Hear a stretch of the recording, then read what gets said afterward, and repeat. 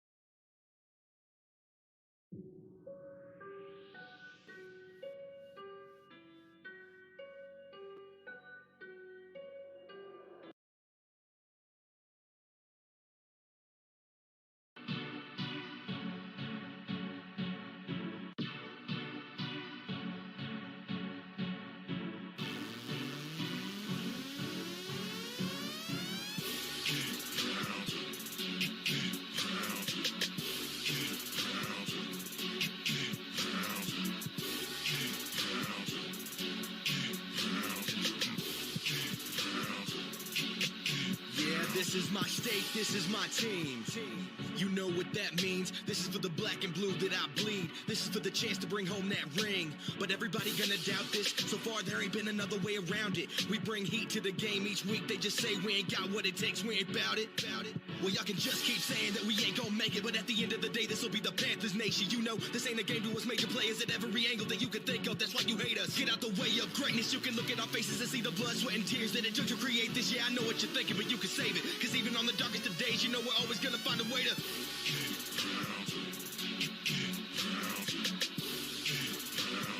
tell them what we gonna do, we gotta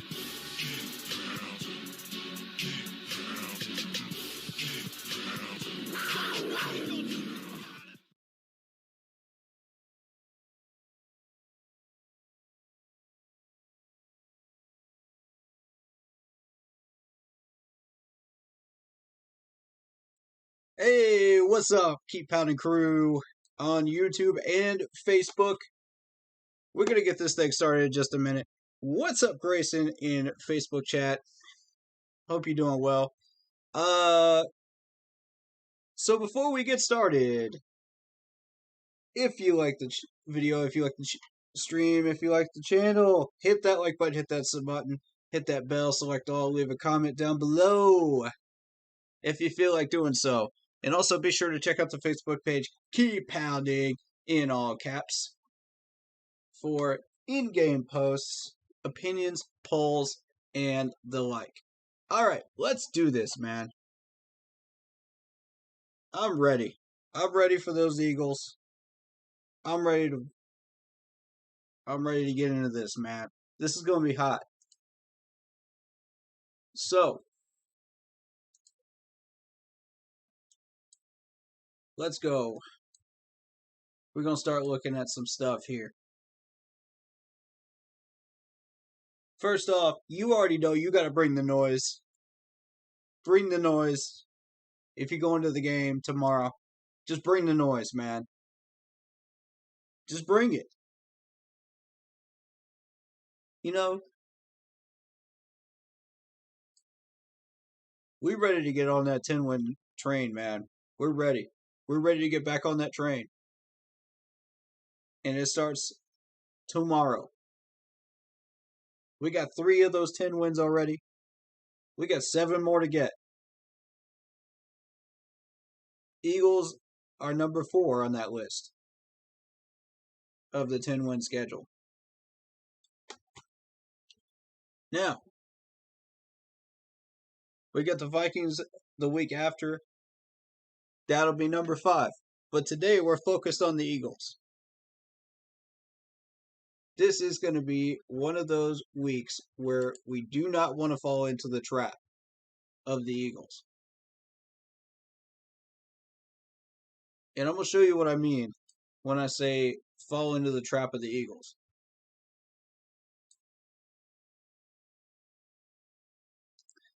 YouTube, if you look up at your screen, Facebook, you'll be able to hear this, but not see it. So the first 2 games of the Eagles were a blowout of the Falcons, 32-6. And then they lost 17-11 to the 49ers. Now you'll notice that that's only 17 points that they've given up in the first 2 weeks. This is what all the hype was about. This is what all the Eagles fans were screaming about right here. They thought, well, we only gave up 17 points of defense, and then look what happens next. The Cowboys come to town. Nobody could stop this offense of the Cowboys. This is about when they started their run. And they had like 41 points on them. And then the Chiefs put up 42, expectedly. Both of these teams have a high-powered offense. Not a surprise there. You know, we expected that. But what you don't expect is that the Eagles put up 21 points against the Cowboys. They put up 30 points against the struggling Chiefs defense. So, the trap lies right here where you see these 2 40-point scores.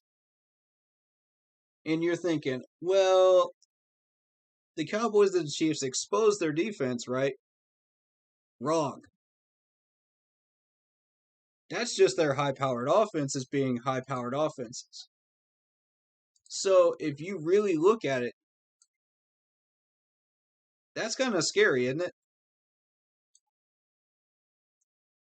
That's kind of spooky. Now, I don't want to be that person that says, you know, this is going to be an easy win. But I'm not going to be that person that says we need to watch out for the Eagles defense that's going to run us over either. You know, this is a trap. It's exactly what it is. The Eagles defense is average. But they got some playmakers on it. Let's see it. Let's go take a look at it. We got Josh Sweat. We got Fletcher Cox. We got Javon Hargrave. We got Darius Slay. I mean, these are just the names that pop out to you right away.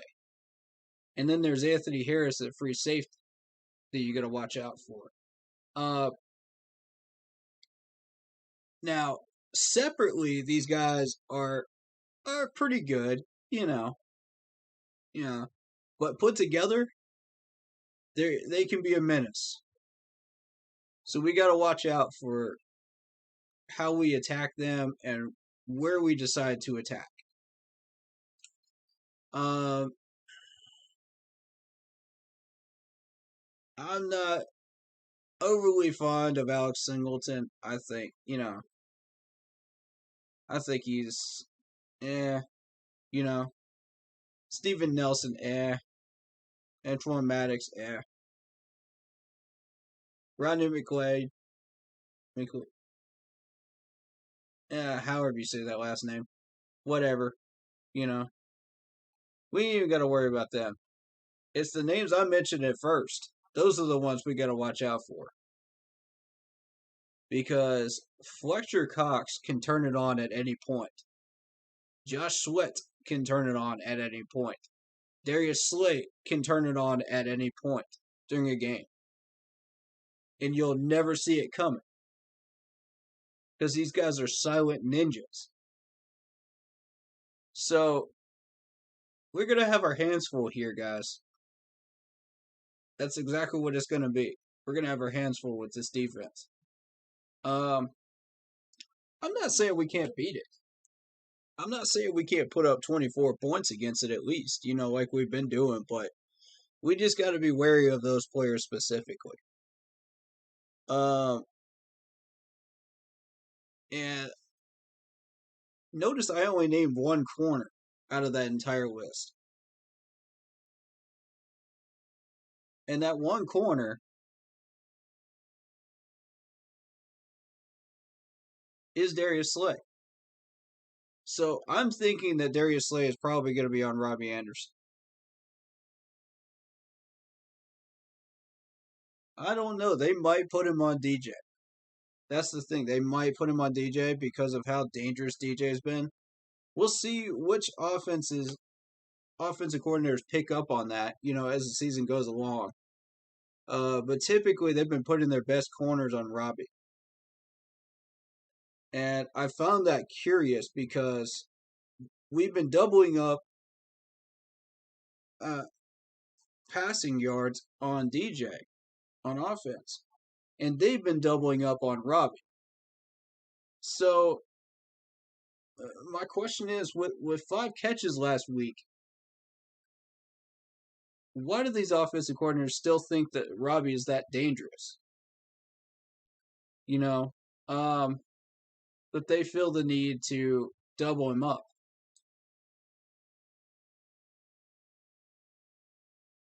I mean, let's be real. The man only had 5 catches last week. Let's take a look at it. Let's take a look at his totals this year. No cap here, man. Because you got 10 catches for the entire year, 149 yards, 1 touchdown. And offensive coordinators are scared of this guy. Why? Makes you think, doesn't it? I wonder how many offensive coordinators are going to figure this out. And then start doubling DJ instead. That's when it's going to be difficult to come by some yardage for a while. We can still count on Robbie. We can still count on the checkdowns. We can still count on Tommy Tremble. But, is that where you start to bring out Terrence Marshall Jr. and start running some plays with him to get all that pressure off of DJ? So, you got to wonder why they're still doubling this man. I don't understand it. 10 catches is nothing. I even dropped this man off my fantasy team because he wasn't doing anything. Because defenses keep doubling him.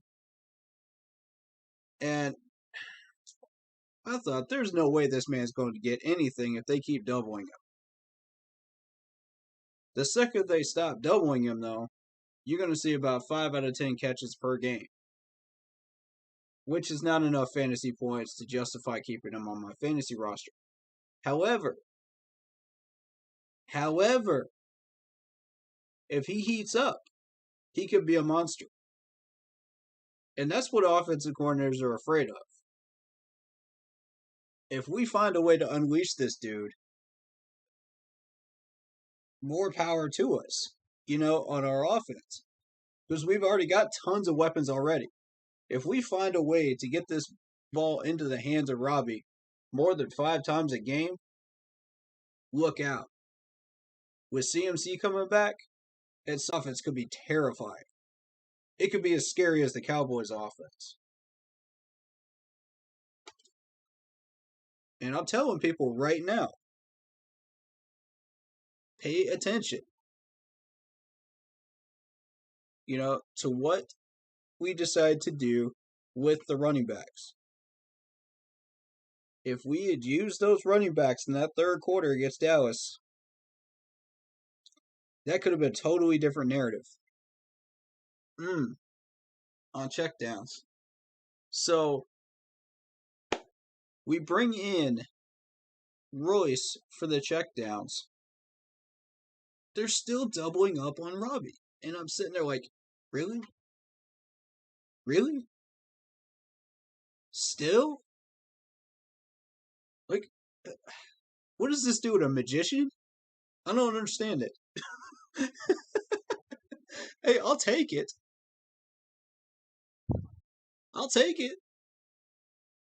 But, I don't understand it. Maybe it's this whole dynamic of, the fact that he is that dangerous of a wide receiver that, you can use him as a diversion, while you throw it to DJ. Or while you throw it to Tommy Tremble or whoever it is, that goes one-on-one on an island. Maybe that's the trick here. Maybe that's why people are so interested. I mean, to me, I just don't understand it. I don't get it. So maybe somebody does. But I don't.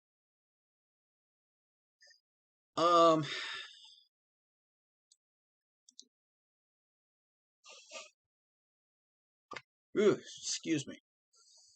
But, yeah, don't let that 41 points by the Cowboys and the 42 points by the Chiefs fool you. That defense is still very, very tricky to deal with. And if we aren't careful, they can take 7 to 10 points away from us.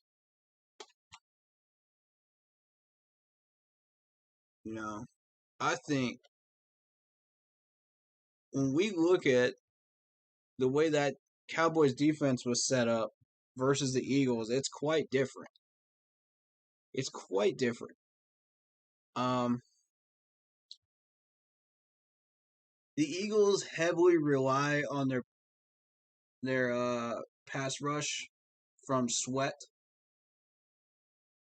They heavily rely on that run stopping from Fletcher Cox. And once that goes away, then they're really in dire straits because Darius Slay is really the only one besides Anthony Harris that could save them. That's really where their defense starts to break down. And Andy Reid is such a genius head coach that he understands this. He understands this automatically already going into that Chiefs-Eagles game. So it's not a surprise that he ran up 42 points on these guys. Plus that Chiefs offense is really, really hard to stop. Where the Chiefs struggle is the defense. So, and as you saw, they put up 30 points against them. Now, that's more than their usual total, for the Eagles. They've been really struggling on offense, which we can take full advantage of.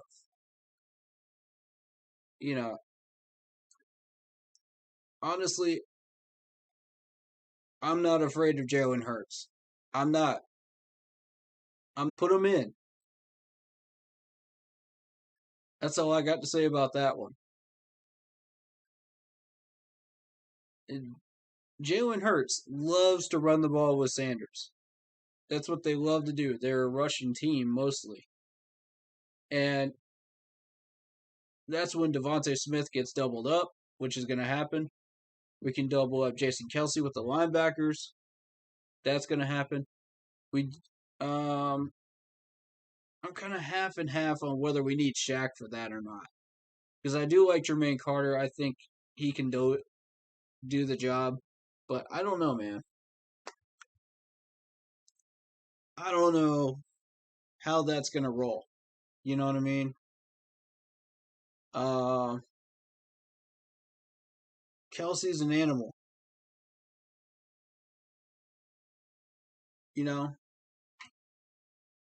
Let me show y'all. Jason Kelsey's an animal when he's on the field at center.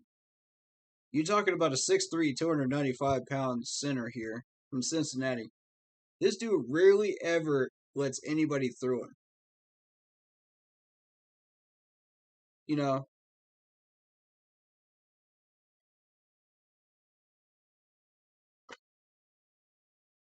And we're going to be sending our best pass rush against him.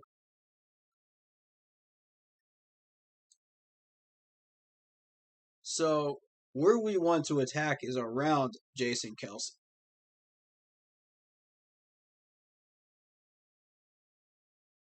We got to look at Lane Johnson here. We got to look at Jack Driscoll. We got to look at Lane Dickerson. You got to look at Jordan Mailata. Those are where you want to attack. Now, we're going to find out exactly where their weak spot really is on their offense. And it's Jack. I think it's Jack Driscoll.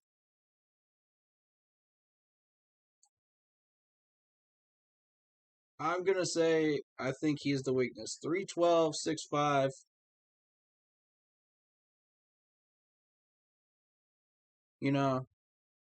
We don't have any numbers for him, but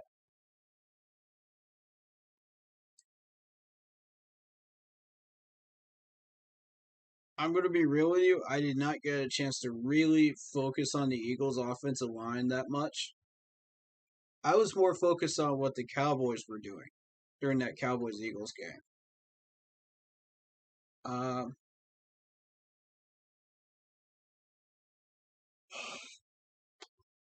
Excuse me, I'm tired today.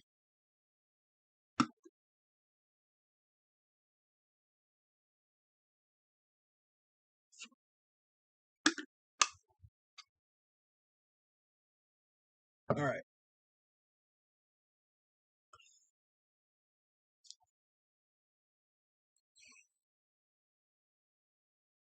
Sorry, my drink was sweating.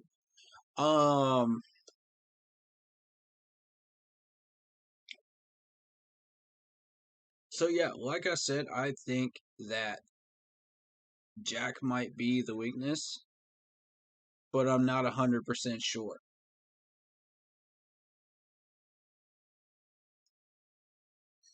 I would really, really have to look at this offensive line to be able to be sure.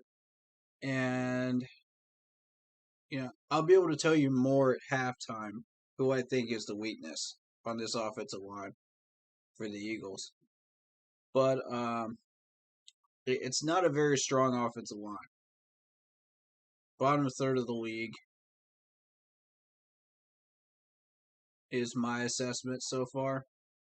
But I could be wrong. They could be average. They could be middle of the league. We don't know. It could be Hurts that's the problem. We don't know till we start digging. And I see they don't have a second string left guard. Hmm.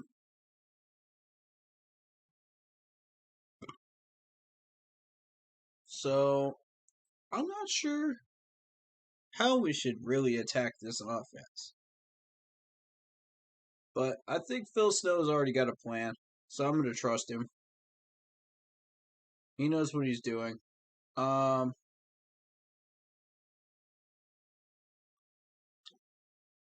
But Zach Ertz is an absolute monster out there.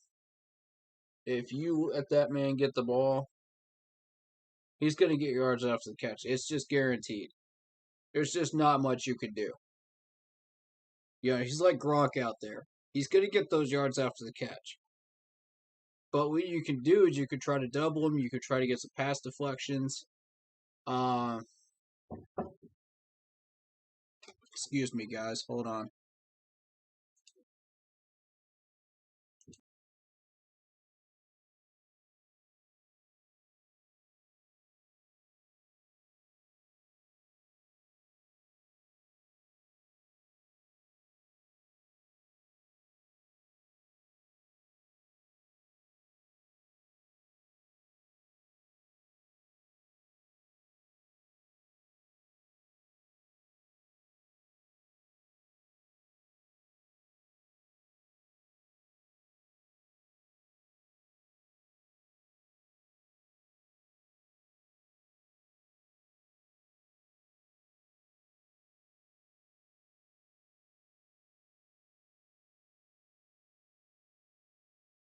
Apologies about that. My family is my family. They always interrupt me, so what can you do?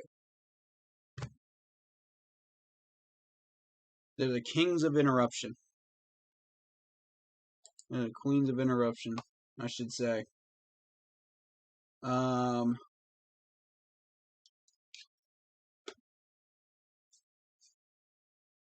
So,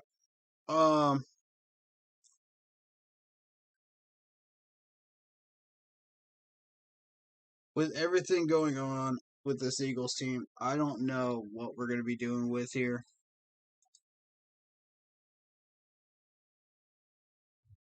On that offensive line. It's very risky to say that these guys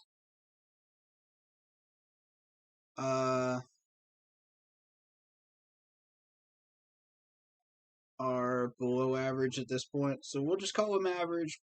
We'll rank them at average and we'll see what happens. That's what I'm thinking. I don't know anything about Whiteside. I don't know anything about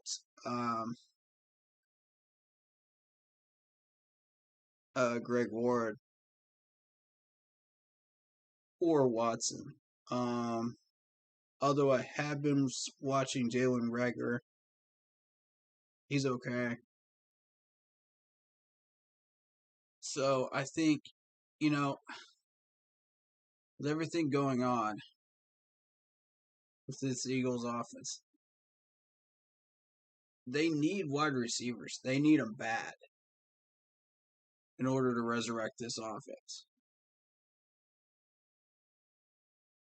And thus far, they have not been able to do it.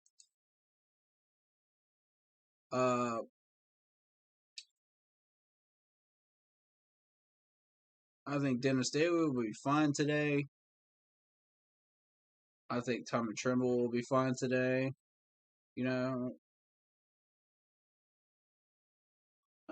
Tomorrow when we play this crazy game against the Eagles. Yeah, I'm not even worried. I'm not even worried at all.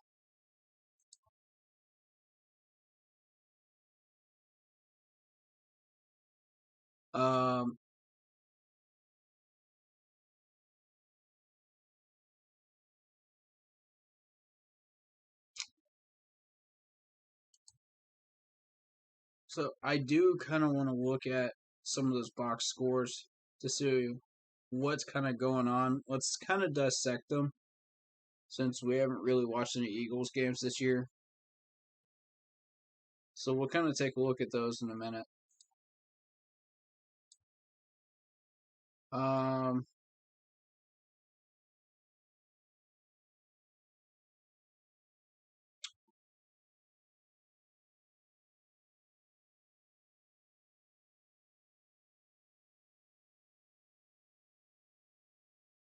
Hold on, guys. Let me deal with something real quick.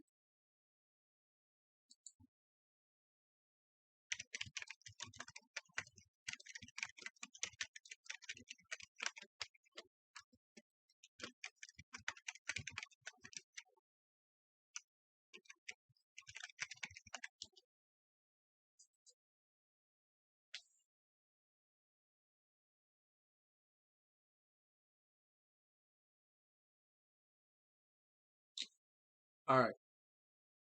So I'm trying to figure out which box score would give us the best overall indication of what we're doing with.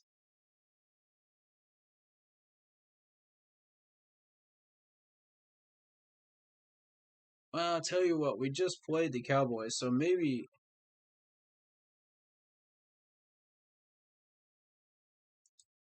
let's look at this one.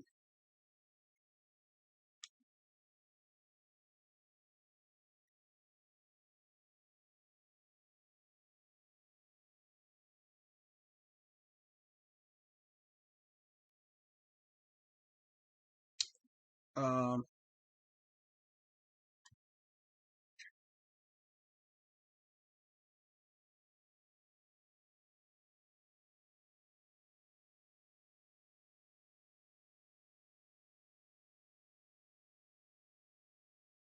Alright. We'll dig through this in just a minute. I'm gonna take a quick break to handle my family's interruption here, and then we'll be back, okay? See you guys in a minute.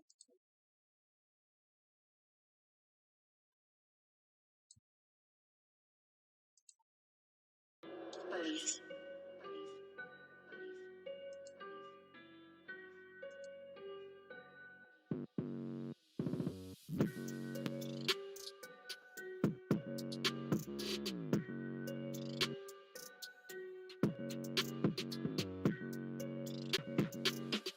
Purchase your tracks today.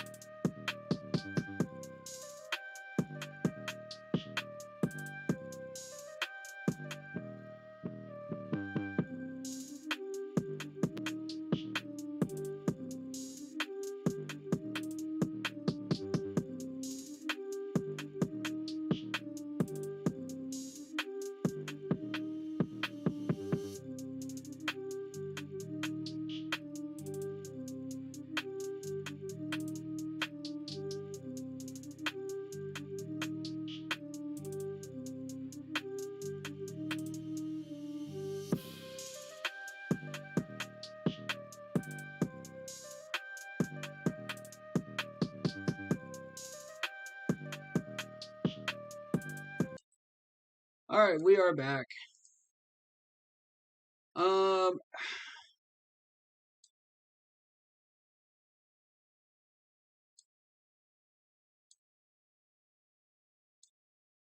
let's kind of go over this this box score of the Eagles, right? Eagles versus the Cowboys, and we'll get a pretty good idea of what we're doing with here, I think.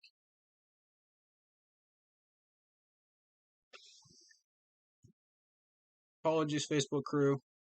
You guys already know. Stuff happens during streams. I can't do much about it, so you know. All right, so looking at this box score, we got Jalen Hurts with 9 attempts rushing for 35 yards. So he can run when he doesn't have much choice. Passing wise, we're looking at 25 for 39, 326 yards. And that's against that Cowboys defense. Well, I told you. Was weak against the check down, and they were weak against the outside corner at the time.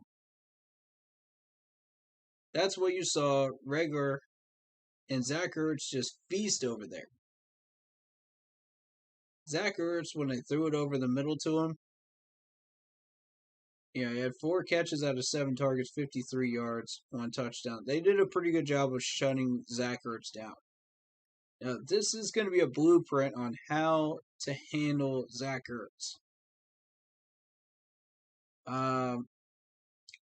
And you can also notice that Sanders had 3 catches for 4 targets, 28 yards.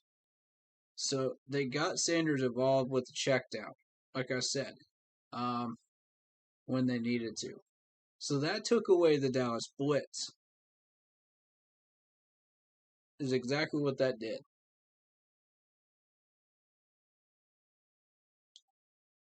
Now, Reagor, was this man already hurt? I need to see something. I need to see that depth chart real quick one more time. I don't remember Reagor being one of the main wide receiver threats. Oh, yeah, he is. Yeah, he is. There he is. Okay, Reagor. So we need to pay attention to Reagor then. Because he had 5 catches out of 8 for 53.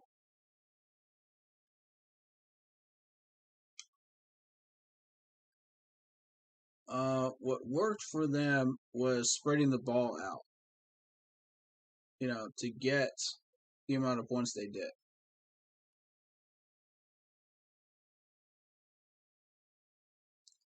And it was actually Ward that got the touchdown with 1 catch for 15.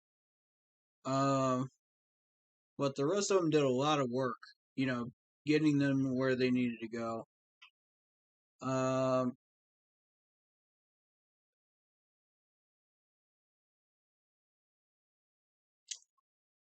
So what I'm trying to find out is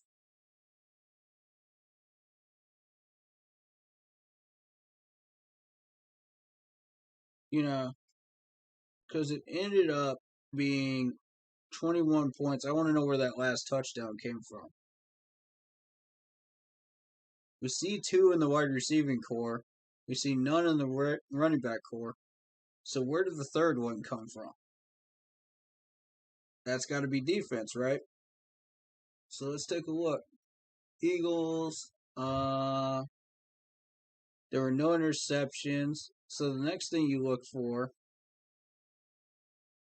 there it is. Forced fumble and a fumble recovery. Look at that. Okay. So it was Maddox that had the forced fumble. and Hargrave that had the fumble recovery. Now, that doesn't alone translate to a touchdown. So again, you're still trying to find where that third touchdown came from. Maybe special teams?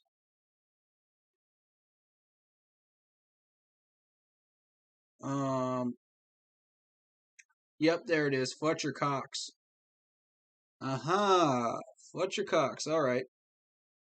See, this is the dude I warned y'all about. Fletcher Cox has an impact in special teams, and he can also turn it on at any time on the field. He's got a lot of hidden talent. And if you let him start doing his thing, he could wreak some havoc. So, but his impact in that Cowboys game was special teams. And they limited Zach Ertz to 53. But that's the main man on offense we got to worry about. This man can absolutely shred us if he gets the ball in his hands enough times. But if we could do what the Cowboys did and limit him to about 4 catches, we should be okay. I think we'll be all right there. Somehow they managed to shut down Devonta Smith too.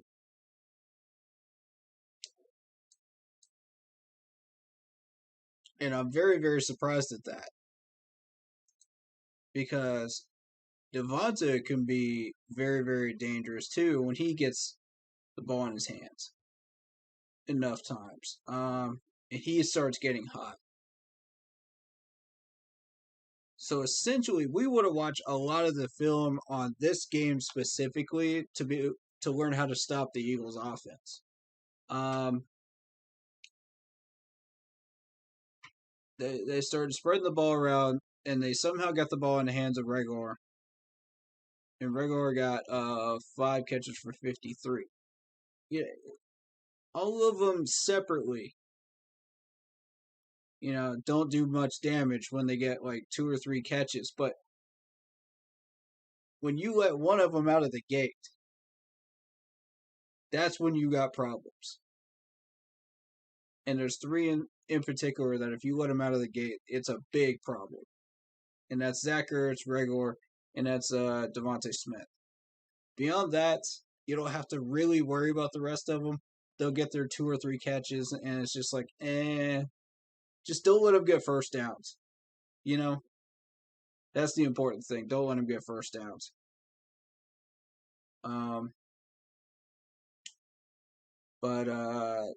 Yeah, Zach Ertz. I got Zach Ertz in my fantasy team. This dude is just wreaking havoc. Oh, God, he's wreaking havoc. Ugh. It's disgusting. Ladies and gentlemen, if you cannot get can't get Rob Gronkowski, if you can't get Kelsey, then you're automatically up the creek. And I managed to get Zach Ertz and Jason Kelsey, so I'm in great shape at tight end. And if you've been watching Zach Ertz this season, it's a little bit slower than his usual production. It's not spectacular. Just watch, man. I'm telling you. We're going to take a look at his numbers real quick. 13 catches for 153 and 1 touchdown. It's a little slow for his production for this time of year. You expect a couple more touchdowns and probably up to about 250 yards by this point. It depends on who they play. That's the thing. And the Eagles have played some tough competition. They played the Chiefs, they played the Cowboys, they played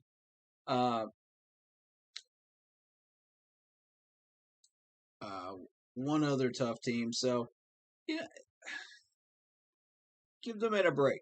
Yeah, he's still racking up some fantasy points. So, if you see him on your free agent list in fantasy, pick him up.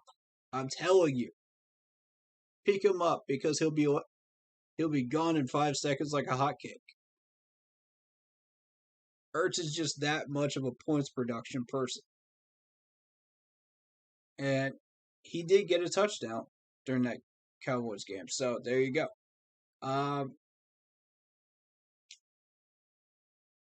What I think is interesting is their 4 for 12 third down conversion rate.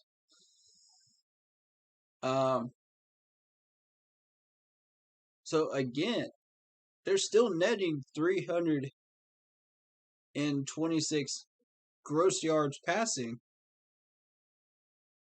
and 367 total.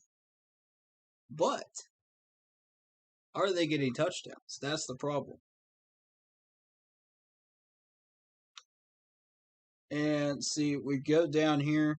They can't even get in the red zone. They've got 2 for 2 in the red zone. They have not even been in the red zone versus the Cowboys that much. And you can't win if you can't get in the red zone. Point blank, you can't.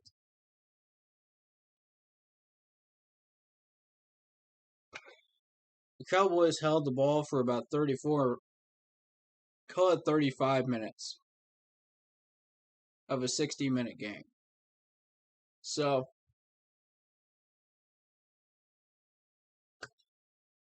it's dangerous to say that this game is the telltale sign of who the Eagles are, because the Cowboys are who they are. So we don't really have an identity for the Eagles, to be honest with you. And that's what can make them dangerous if you fall into the trap.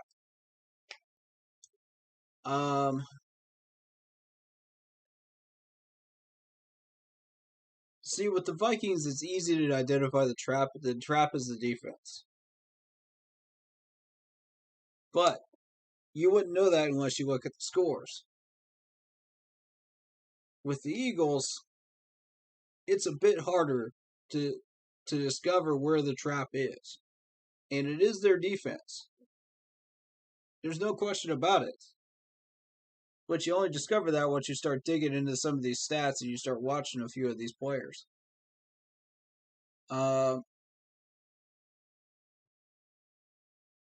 So we signed Kamal Martin to the active roster from the practice squad, linebacker, and then we bring back Michael Jordan, the offensive lineman. So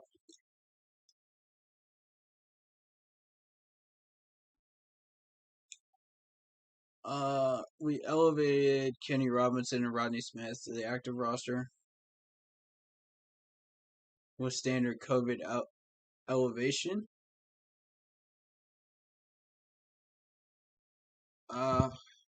So you might get to see a little bit of Kenny Robinson. We may never know.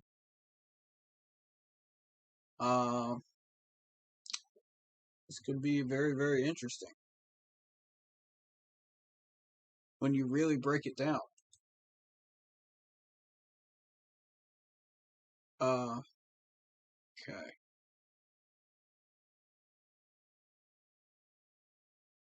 So they had 6 punts. And that's just there during this specific game.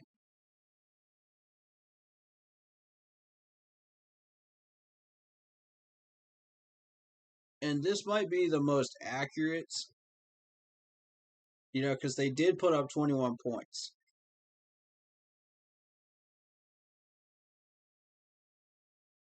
Because with the Chiefs' defense being what it is, those numbers are a little bit inflated. And you heard Greg Olsen say that, about our numbers after the first 3 weeks. He's right. Up to a point, he's right.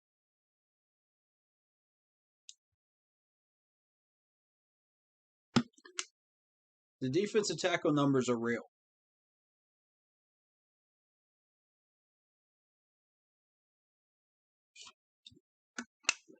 We just have a lot to work on there.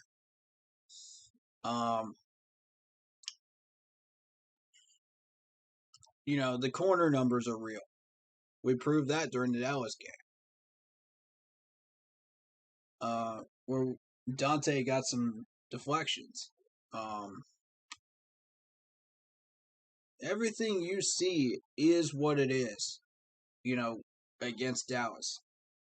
And that's a totally different story when you're talking about Philadelphia. Because Philadelphia does not have an offensive identity.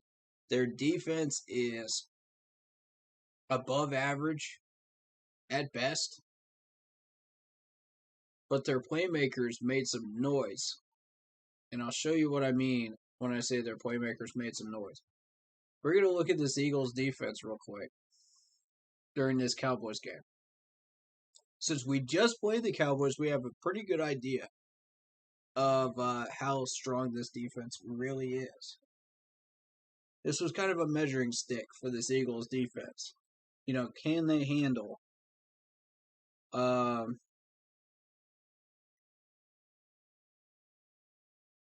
that many weapons being thrown at them? And the answer is no. You got Avery with the tackle for a loss, Slay with the tackle for a loss, Hargrave with a tackle for a loss. You got Hargrave with 2 quarterback hits. Maddox, Sweat, both with a quarterback hit. Edwards with a quarterback hit as well.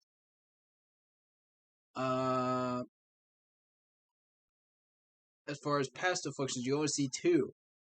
You see Epps and you see Maddox. Now, those are the 2 I think we need to be on guard for pass deflections. And I think I may add Hargrave to that list of players that we need to watch out for the Eagles. Because he does have a forced fumble. So with that being said,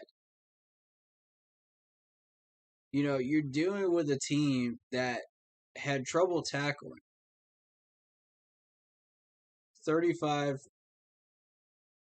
solo tackles out of 77. So these players work as a team. They work as a group to get their 77 tackles. But they rely on each other. They don't get open field tackles. And that's the difference between their defense and ours.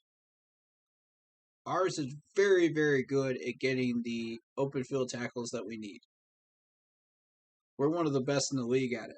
We've been one of the best in the league for a number of years, as a matter of fact. It just doesn't show up unless you're looking at the stats. But yes, it is true. It is very true.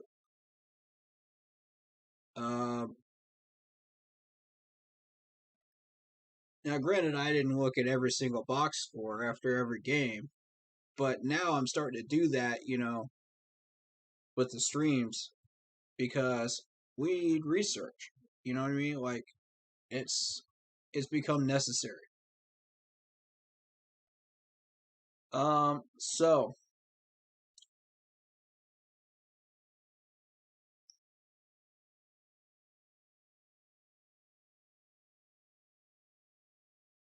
and based on this, we're going to take a look at how many quarterback hits the Cowboys had. 5 quarterback hits, 3 tackles for a loss, 2 sacks. And I mean, that Cowboys defense has been averaging that against us. So, that's not to say that the Eagles' offensive line isn't average at best. You know what I mean? They could be. They very well could be. Because we know ours is average at best. Probably slightly below average. But They're getting the job done. That's what's important here. You know, I did elevate their status because of the fact that they held out pretty much everybody up until the third quarter. And that's when Dallas started blitzing us. Now, my question is, when did Dallas start blitzing the Eagles? That will tell us a lot more about, where are we? What are we doing with here? We don't know. Until we can figure out when that started happening, then we can get a better idea of how strong this offensive line is for the Eagles. What did they do in the time that the Cowboys were not blitzing? That's the question. And I gotta be honest with you, I don't know. Because I haven't been watching. But the fact that Jalen Hurts was able to get off 39 passes tells me, the offensive line isn't that bad. But it's something that we should be focused on for sure. Just trying to get past that offensive line and pushing those boundaries as much as we can. But you'll notice the Eagles only had one rushing first down. Now I wonder why that is. Could Sanders be average as a running back? Or below average? I'm going to say average. Because I'm going to take a look at Sanders' numbers right here, and we'll see. 5'11", 211 pounds. 37 carries, 169 yards, 4.6 average. But that number might be inflated just a tiny bit because the Cowboys were struggling against the draw play. So, I'm not in a hurry to say that this man is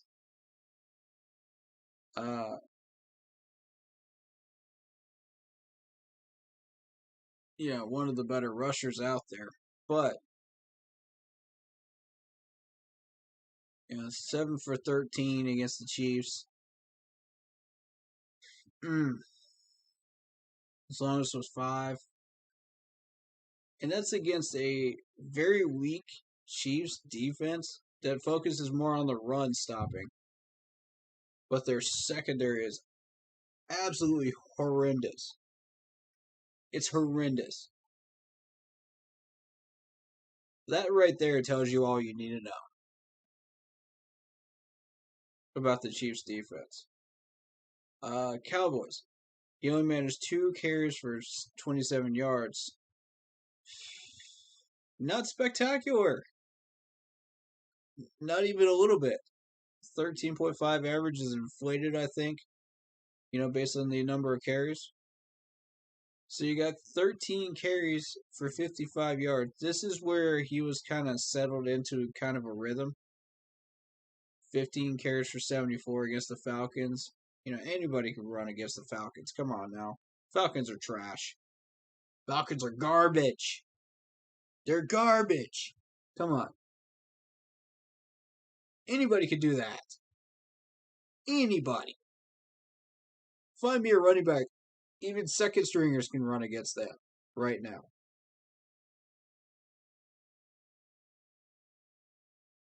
But to be able to get 55 yards against the 49ers, I don't know about that one. I don't know about that. So, I'd call him an average runner at best. they're still trying to figure out who he is. 3 years in the league. He had some pretty good numbers last year, I think. Let's see if we can pull those up. Those numbers are kind of wonky. So I want to kind of show you guys who this guy actually is. It's important that we kind of focus on the man that he is.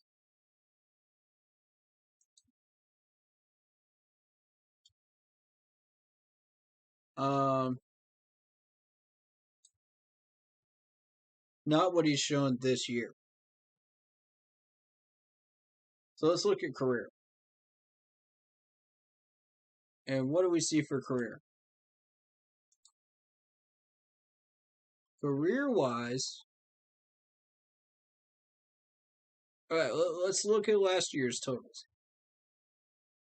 Started 12 games, 164 attempts for 867, 5.3, 6 touchdowns. That's what you should expect to get from Sanders when you're running full course. He did have those 4 fumbles, but he does have kind of a fumbling problem. As you can see, he had 4 last year. He had 2 the year before. So he does have kind of a fumbling problem. But he did fix it for the most part. So in 2019, you're looking at 818 yards, 16 carry games, fully healthy, 179 yards, 4.6 a carry. So when you total them up, you're looking at 1,854, 4.9 average, 9 touchdowns total. The guy's he's okay as a running back.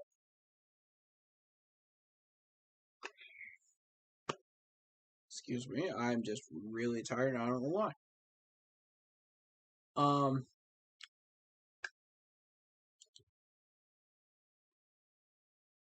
So receiving wise, you got the 3 touchdowns in the first year, but then the Eagles kind of made him more into a running back. Because you saw no touchdowns. But he was kind of a receiving back to keep the line moving, keep the drives going. And there's nothing wrong with that. But you got to be able to put up the rushing yards, and this guy has been able to. So, as far as I'm concerned, he's earned his contract with the Eagles.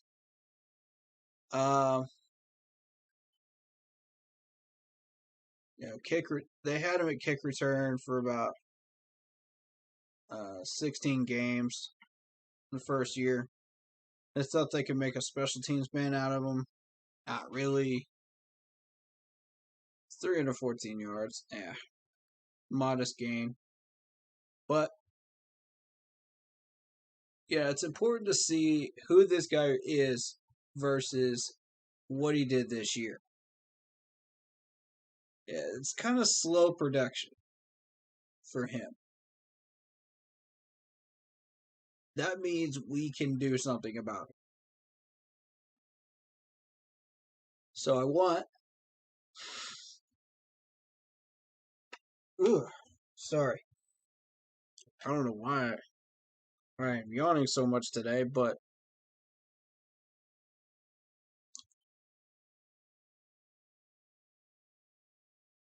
I want the defensive tackles to get aggressive in this game against the Eagles.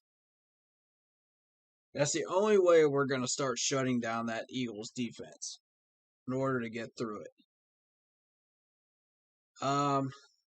So basically attack it like we did the first 3 games. and then start working on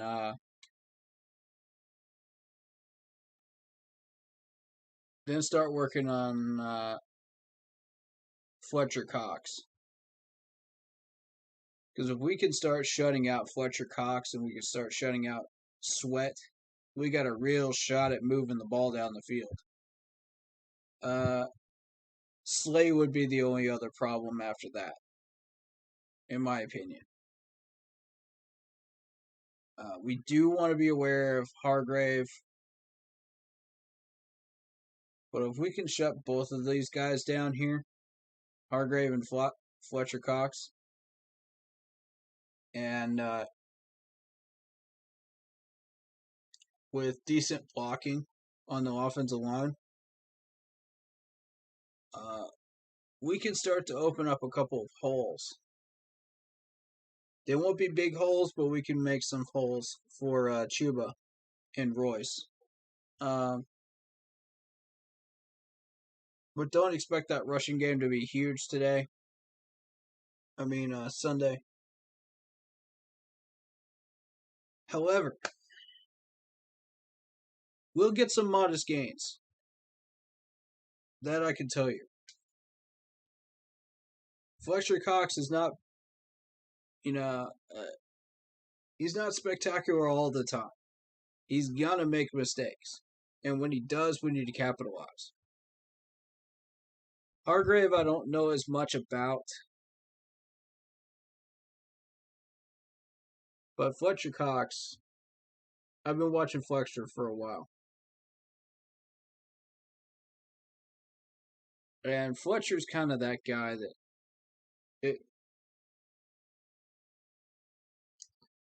he does wear down.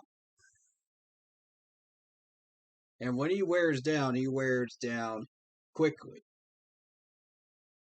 So, if you got a shot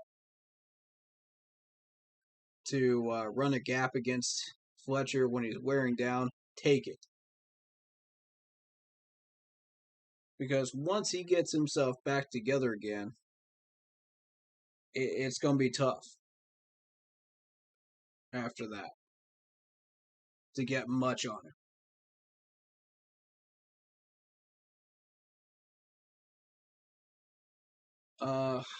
So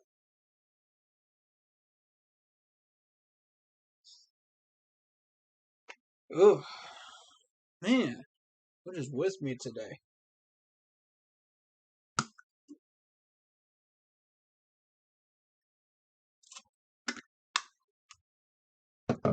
I sincerely apologize, guys. I am a lot more ready to go than this normally. Today is just kind of an off day. So then you look at Darius Slay. And Slay is, let's see about him.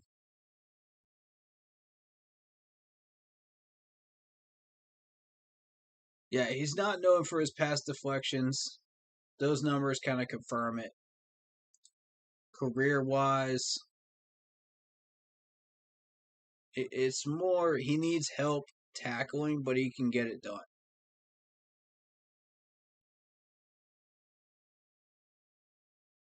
He was known for his pass deflections for a good while in his career, though. From about 14 to 19, he was very, very good at pass deflections. And that was his main focus with the Lions. However, when he went to the Eagles, his focus then became tackling. So he had 50 out of 56 total. That shows you he can tackle solo on his own. 13 for 18. He can tackle solo. Open field tackling. And he's shown it multiple times throughout his career. Look at these numbers. You're looking at even early in his career. 26 for 33, 44 for 57, 46 for 57, 41 for 42. He only had that one assist that entire year of 2016. Um, 53 for 59. 39 for 42. 34 for 44. And then you see last year's total of 50 for 56. So, that being said, he does average out about two interceptions a year. He had 8 interceptions for the Lions in 2017, making it a total of 20. And only 1 touchdown. I think that was a pick 6, if I'm not mistaken. So, 9 years in the league. I just want you guys to be aware of who this guy is and why we should be worried about him. He did only have that 1 sack in his career in 2016 with the Lions. So we don't have to worry about him blitzing. He's going to stay where he is in coverage. And I kind of wish he would try to blitz because that would kind of give us an opening. But unfortunately he doesn't. But he's a 6 foot even 190. Age 30.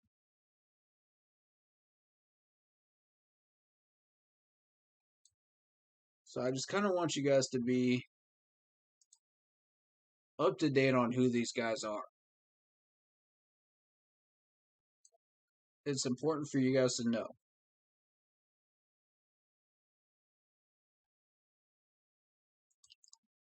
Now we're going to check out Hargrave. Hargrave is a 6'2", 305 pound South Carolina State. He's a local man. Came from the Carolinas. 12 solo tackles, 5 sacks, 1 forced fumble this year. This is why we want to be concerned about him. Look at these 5 sacks. Boom.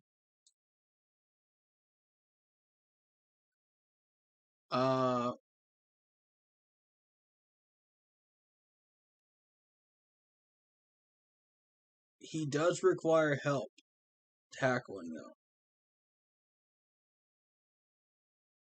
But the 2 sacks against the Cowboys, that is concerning. The fact that he was able to do that. He had 1 sack against the Chiefs, and I'm a little surprised at that.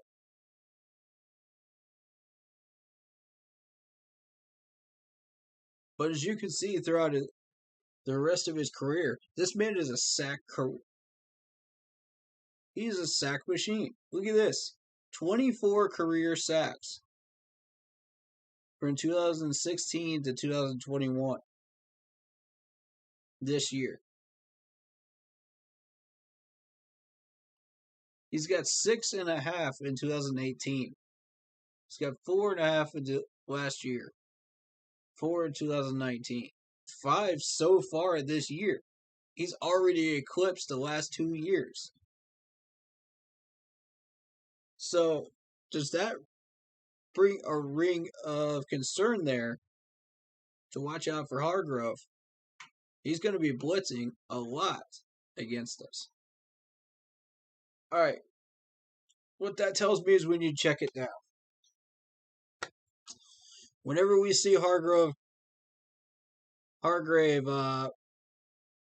getting past the offensive line, we need to start checking it down. Otherwise, we just got to worry about Fletcher Cox. And I'm going to tell you, I think these two are, as a pair, one of the best defensive tackle duos in the league. Top 10 best duos in the league. Ours are up there too right now. But, these guys are very, very dangerous. So I think if we see both these guys coming at Sam Darnold, check it down immediately. Just don't even wait. Just check it down. Don't look at any other receivers. Just check it down. If you see Hargrave and Fletcher Cox coming at you, I doubt you'll see both on the same play. Get through the offensive line. But one of the two of them might for a majority of the game tomorrow. But if our offensive line can hold for long enough and keep these guys out, we got a real shot at getting the same numbers as we did against Dallas.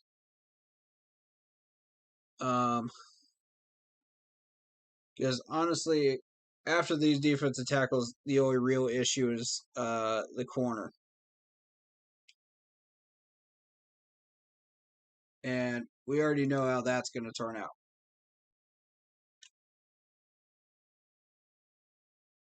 Because we have at least 3 to 4 weapons that we can use. We don't have to rely just on DJ.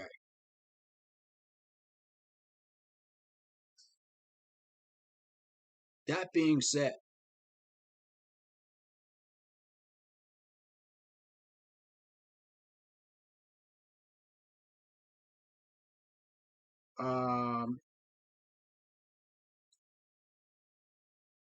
Hurts got intercepted twice. That's another thing I noticed. Did twice against the Cowboys. We got a shot at one ourselves. So, yes, secondary, be ready. Be aware, be ready. You never know when it's going to come during the game, but it will. At some point during the game. I'm going to take a look at Hurts real quick. I'm going to see how many games he's been throwing picks in. That's what I want to know. I feel like we got a shot at picking one up.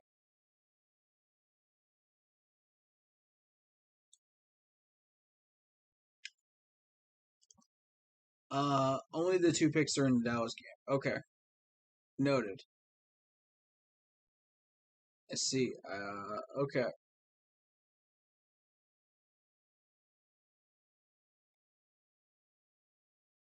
So, Hurts as a total this year has been 145 attempts for 1,167 yards, which eclipsed his past total last year, 1,061. So he's already got half as many touchdowns as he did last year. Half as many sacks. Well, almost as many sacks.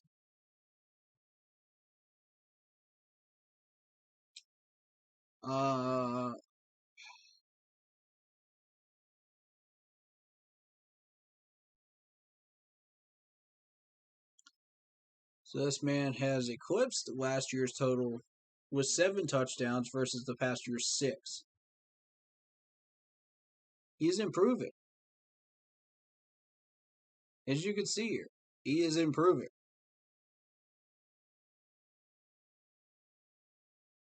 That 96% is going to go down. That's kind of inflated because it's only been 4 games. But I think, when you start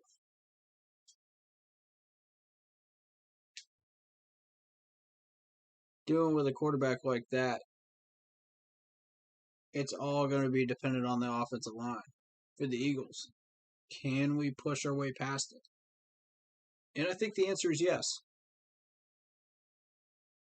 That Eagles offensive line is shown to be average, middle of the road, and that's why you saw 13 sacks last year. They improved it a hair, maybe, but it's still the Eagles offensive line.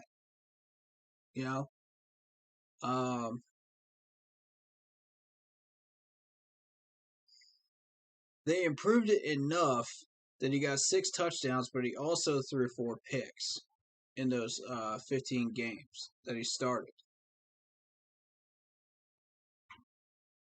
Now, I'm going to bet that most of those games that the Eagles lost last year were not Hurts' fault. Being the fact that he's only throwing 4 picks, and he only got sacked 13 times. So it's not Hurts' fault. He put up the yardage, 1,061. But he definitely didn't help their cause. That's for sure.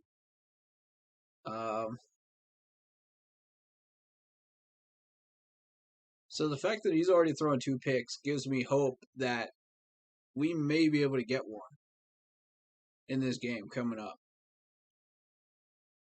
He's already got it. Over 1,000 yards this season. That's the thing. We got to make sure that that ball does not get in the hands of our tight end, Zach Ertz. That ball. That means he's got to rely on those wide receivers. And if those wide receivers fail him, Sanders is his last hope. And we all know when we can stop Sanders, that offense is not doing anything. It's not doing anything at that point. I don't know, man. Just make him throw and you're good. I don't know about that. Because here's the thing. When you look at his totals this year, he had 326 yards against the Cowboys. He had 190 yards against the Niners, a tough Niners defense. And he had 387 against the struggling Chiefs defense. So, even then, he still got 2 touchdowns out of both of those last 2 games. Now, granted, we had some touchdowns as well against the Cowboys. And a lot of people have been getting that type of yardage against the Chiefs defense. But, I'm just saying, making him throw may not be the simplest solution to shutting him down. That yardage is a little bit spooky in just 4 games. I'm just saying. But he is capable of throwing picks. He's got 2 picks versus the Cowboys, which means we got one. We got a chance at 1. But those wide receivers, those are the ones we got to focus on. Mainly on Devonta Smith. I want Dante Jackson on Devonta Smith. For the main reason is I just want to shut this guy down completely. 1-on-1 on an island, Dante can handle it. Not a problem. Now, I got complete faith in him. Now, Jalen is the problem. That's where we're going to need some help over there. Because we just put CJ on the team. We just got that trade for our man from the Patriots. So I want to see both of them working together to shut down Jalen. I don't want to see Melvin out there at all. Because if you see Melvin out there, that means that's a catch. That's at least 1 catch every 3 downs with Melvin out there. That's not good. We need our top 2 corners out there to shut this down. And that's where I want to look at where these guys fit in our depth chart. Where did they put them? Let's see.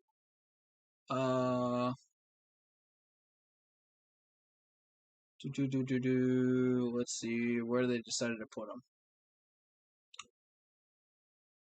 Okay, they still haven't added him yet. Interesting. But AJ is still gonna play. That's for sure. Again, I don't like Sean Chandler out there. Sean Chandler will give up a touchdown. I can guarantee you, a touchdown a game. He's hot garbage in coverage. He is absolutely hot garbage in coverage. He's been hot garbage since preseason. I don't know what to do with this dude. Honestly. He can run stop, but do you want him out there for like 75% of the game? No way. No way. I would have him in for plays where you stop the run, like open field where there's plenty of yards before uh, to play with, but you don't put him in the red zone. There's just no way.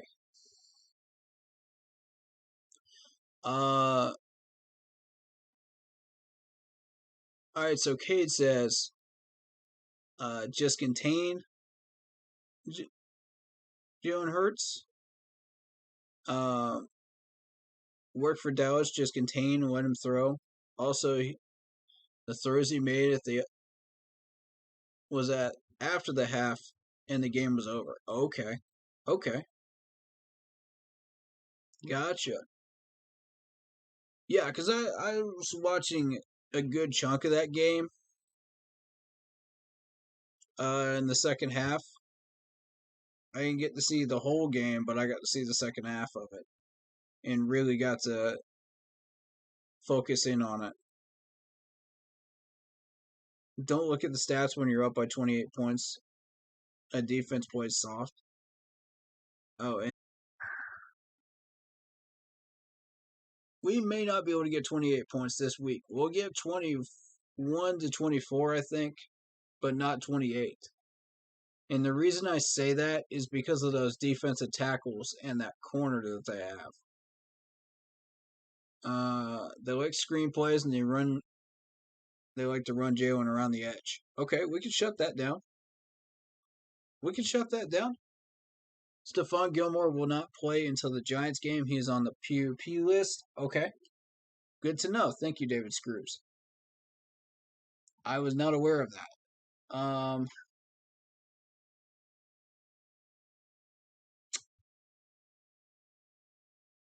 Yeah, so we'll again get to see a lot of Sam Franco Jr.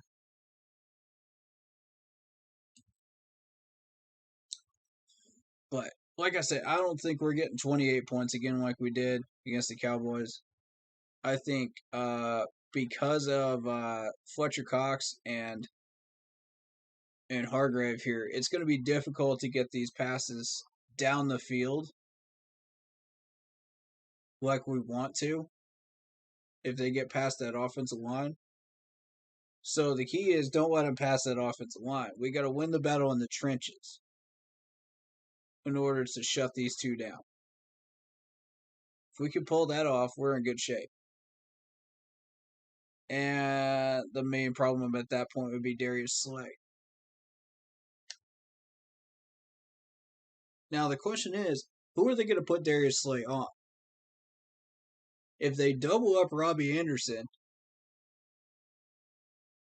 and they put Slay on Robbie Anderson, DJ is going to have a field day. Because I don't see much in Steven Nelson. I don't see much in Maddox. I really don't. Neither one of them really impressed me. I was watching them and I was just like, these guys,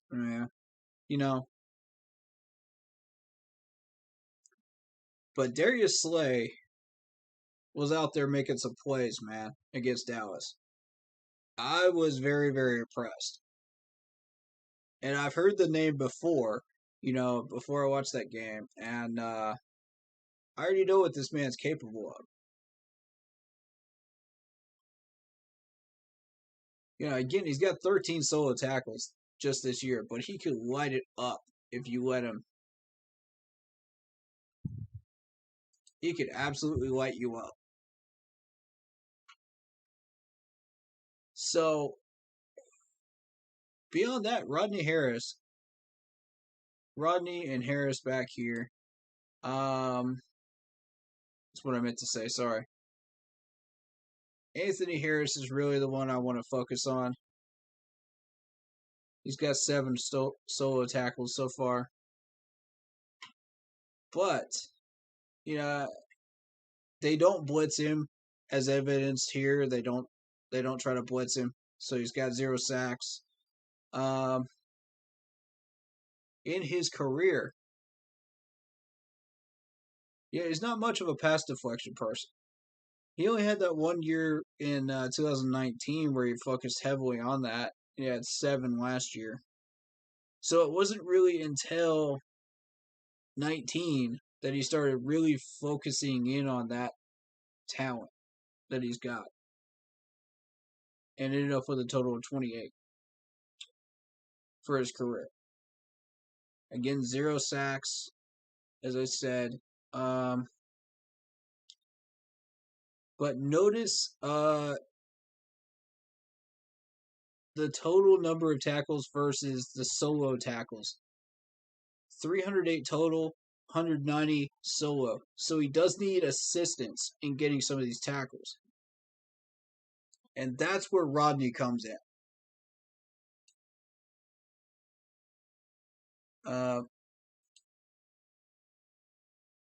And the Eagles are heavily relying on this guy to stop some touch. He's going to get roasted.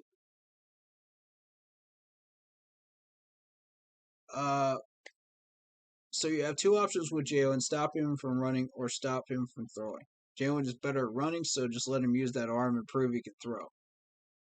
Yeah, I would agree with that.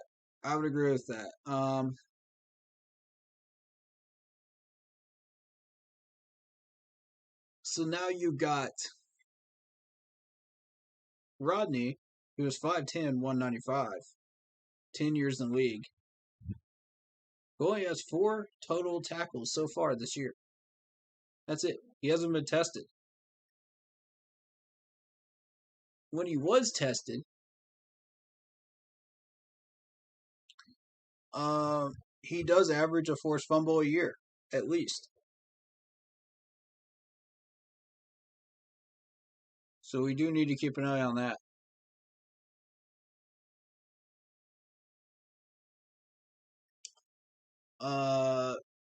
Open field tackling, he's 386 for 520, which means he can do it.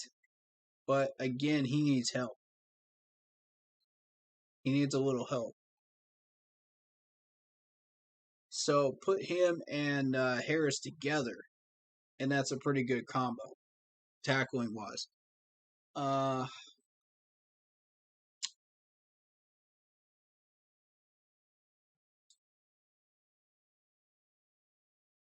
But yeah, we can sneak a few by him.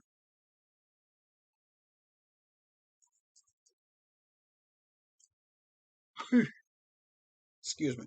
I don't see why we wouldn't be able to.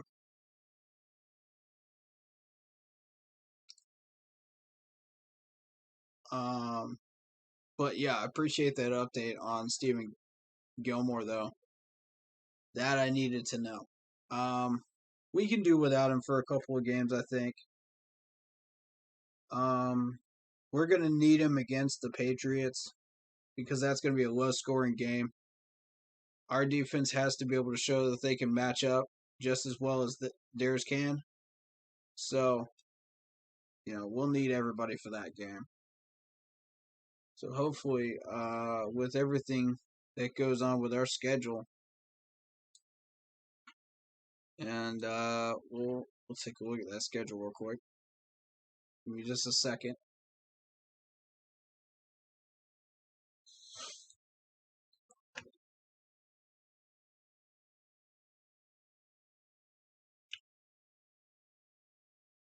Yeah, again, we're honestly, we're not going to need most of these guys against the Giants. it shouldn't be a problem. Um, so these two, we're gonna try to do what we can do with what we have and get those wins.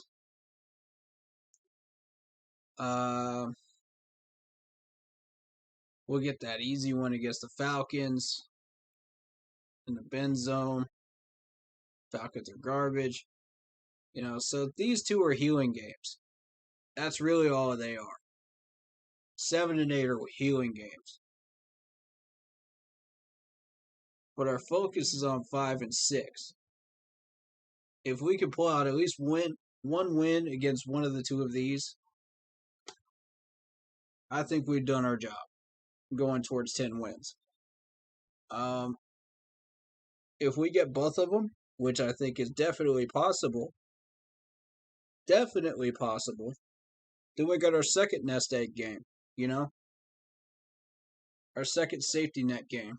Just in case, man. You never know, right? We might need it.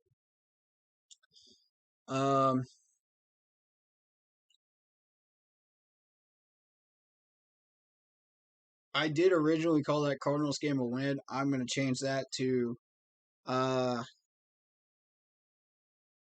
L. And that'll be where we need that nest egg game, just in case. Washington, I think we can handle Washington. And then that second nest egg game, if we can get it, if we drop the Dolphins, we're still on track for 10. That's where I'm feeling we're going to end up thus far. We're sitting at 4-1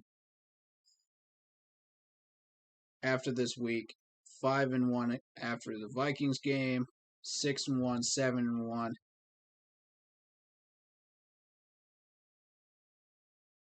That doesn't make sense. Okay. Hold up.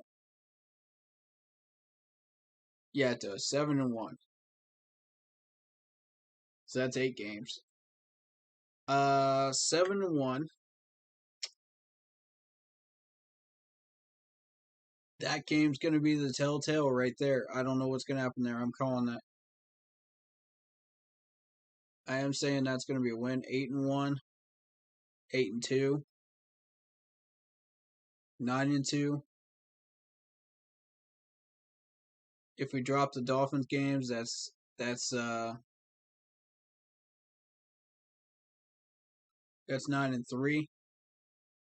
Falcons is 10-3. This is where we stop right here, week 14, with wins. I think that's what's going to happen. We may get that 11th win against the Saints, but it'll depend on how much the Buccaneers expose us at home in 16. So week 16. So I have no idea what's truly going to happen there with the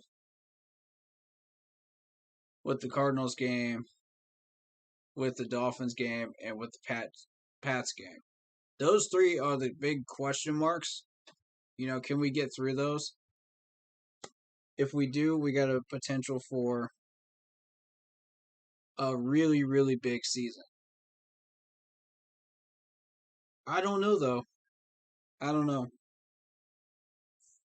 It's going to be tough.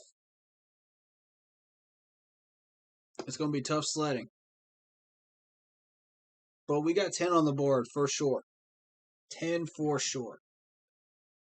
No doubt. No doubt in my mind. 10 on the board.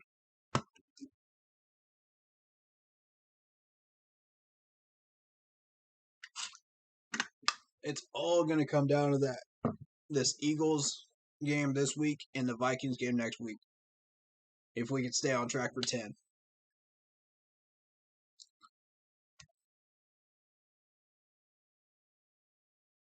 If not, we're going to have to get that second game somewhere down the road.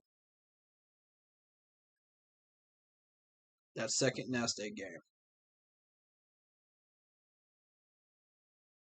Wouldn't that be interesting if we got a third nest egg game? against the Dolphins. Wouldn't that be interesting? So,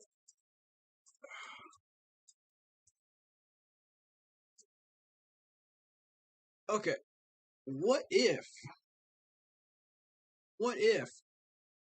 we win both of these next two games? So that's that's 5-1 respectively, 6-1, 7-1. We get that win against the Patriots that were not Washington, 9-2. We get that surprising win against the Dolphins. That's 10-2, 11-2, 12-2 against the Saints.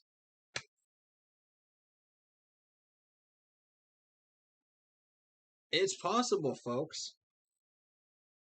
We could be looking at 12 wins.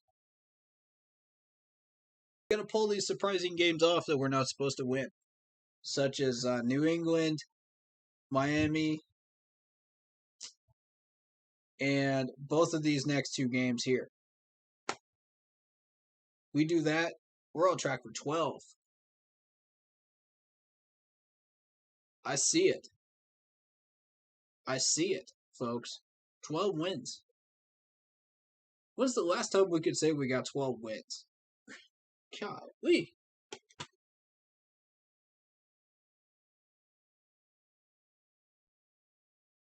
Now, I mean this when I say this. I'm going to have Sweet Caroline ready to go after this Eagles game. I'm going to have it pulled up. I'm going to have it ready to go for that post-game stream.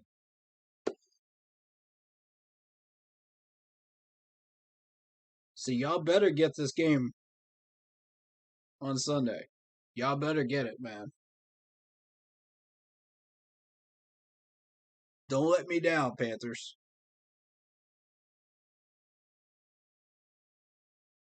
I know y'all are used to letting me down, but don't do it this time. Alright? I see this as a very, very successful team this year. I see us getting the respect that we deserve from half the media outlets. I say half, because the other half is not going to respect us regardless. But half the media outlets are going to at least spend 30 seconds of time on us once we start getting these wins. You want that respect? Winning solves that problem. Point blank, winning solves that problem. And if you are not winning, you're not going to solve the problem. You're going to keep getting disrespected. Where's the enjoyment in that?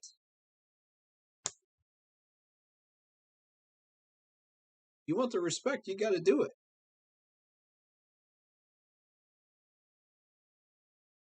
You got to pull it off, man.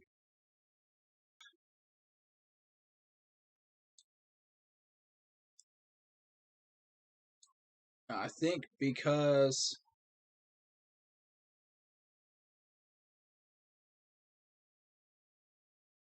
let me see something.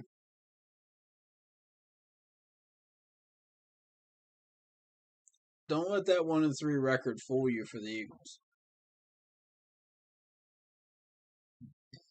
Don't let that fool you.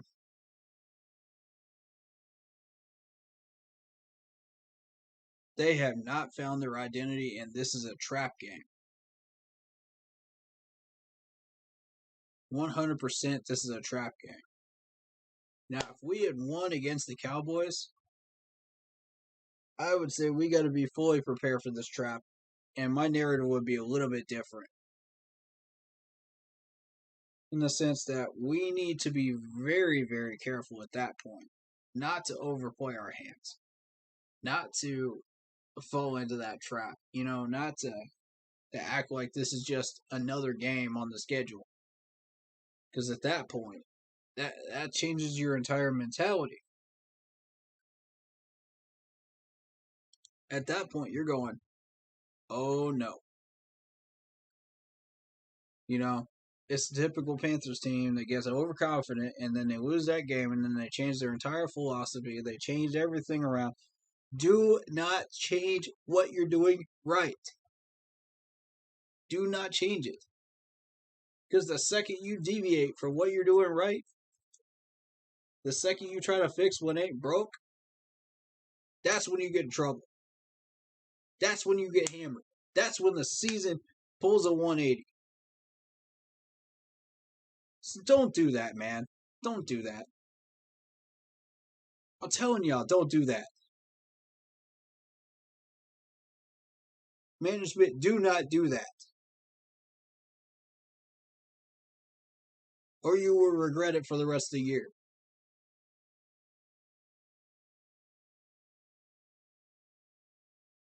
Stay true to what we've been doing right.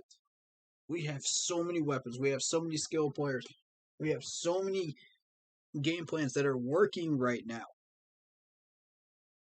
The fact that we came within 8 points of Dallas proves it. You know, there's no need to change that. There's no need to go back and rework everything just because we came up 8 points short. Why? You know, that's what the old management used to do. Don't be the old management. Don't be the Ron Rivera. Don't be the Marty Herney.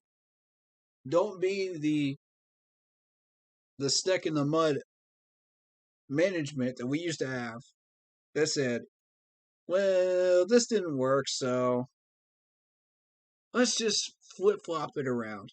You know, we thought we had something, but we don't. Not this year.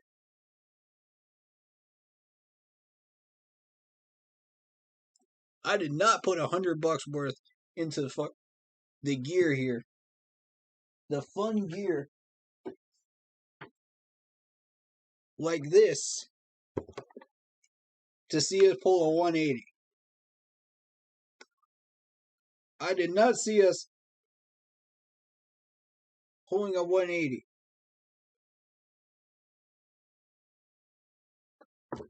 When fans like me buy stuff like this, that pays your salary. That helps pay your salaries and your bonuses. When people buy season tickets, when people buy permanent seat licenses, that pays your salaries. Do not choke and make them look like fools. Do not do that. Management, I'm telling you. You will regret it.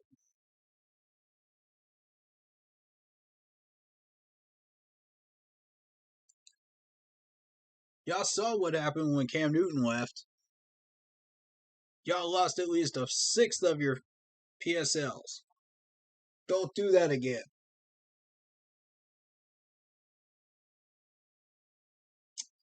And if you choke after a 3-1 start with a promising team like this, golly.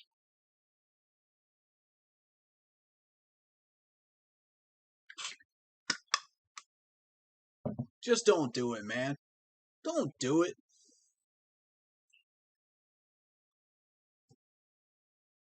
We got way too much in this team to choke.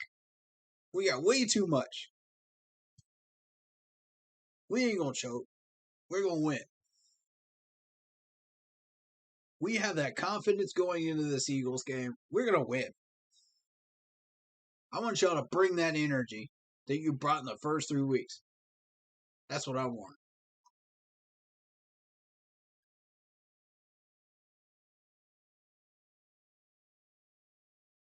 We got Colin Coward saying that the Panthers are becoming the Rams East. Ooh, I gotta hear this one. Hold up. Oh, this ought to be good. Hold up. Okay.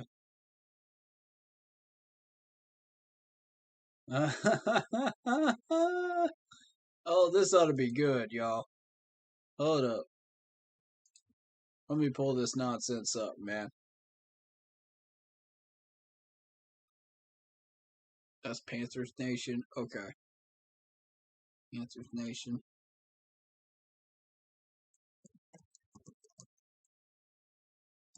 Oh, okay. It's hashtag.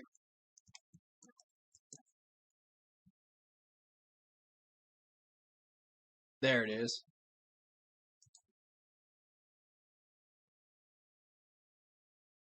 That was Carol's group, by the way, on Facebook. But she has not been around, so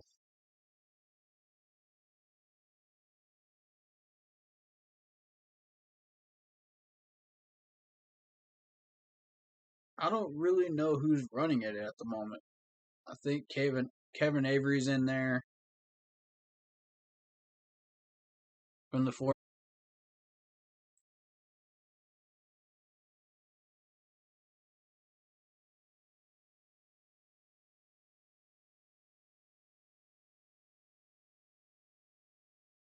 I mean, I'm impressed with Sam Darnold, man. He's the newest leading rusher of quarterbacks with rushing touchdowns.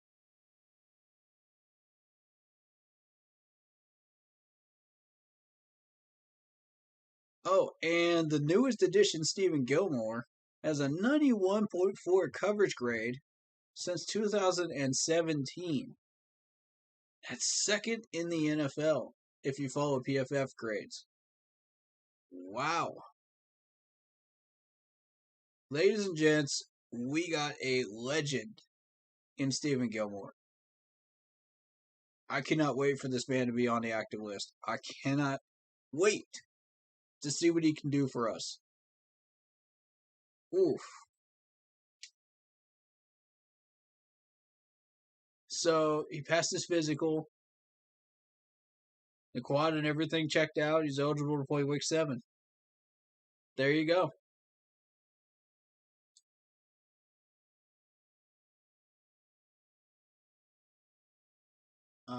So this was 2 days ago. Looking to see where that video from Anthony Wise is.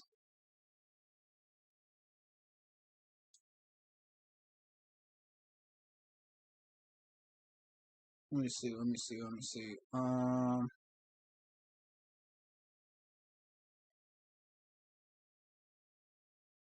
Which one did I see? This one. How do y'all think Gray Olson did on commentating, by the way? Did y'all like it? I liked it. Here we go. Alright. This is the video I've been waiting to see. And then we're going to cover a couple more videos, and then we're going to call this a stream. Cool, guys?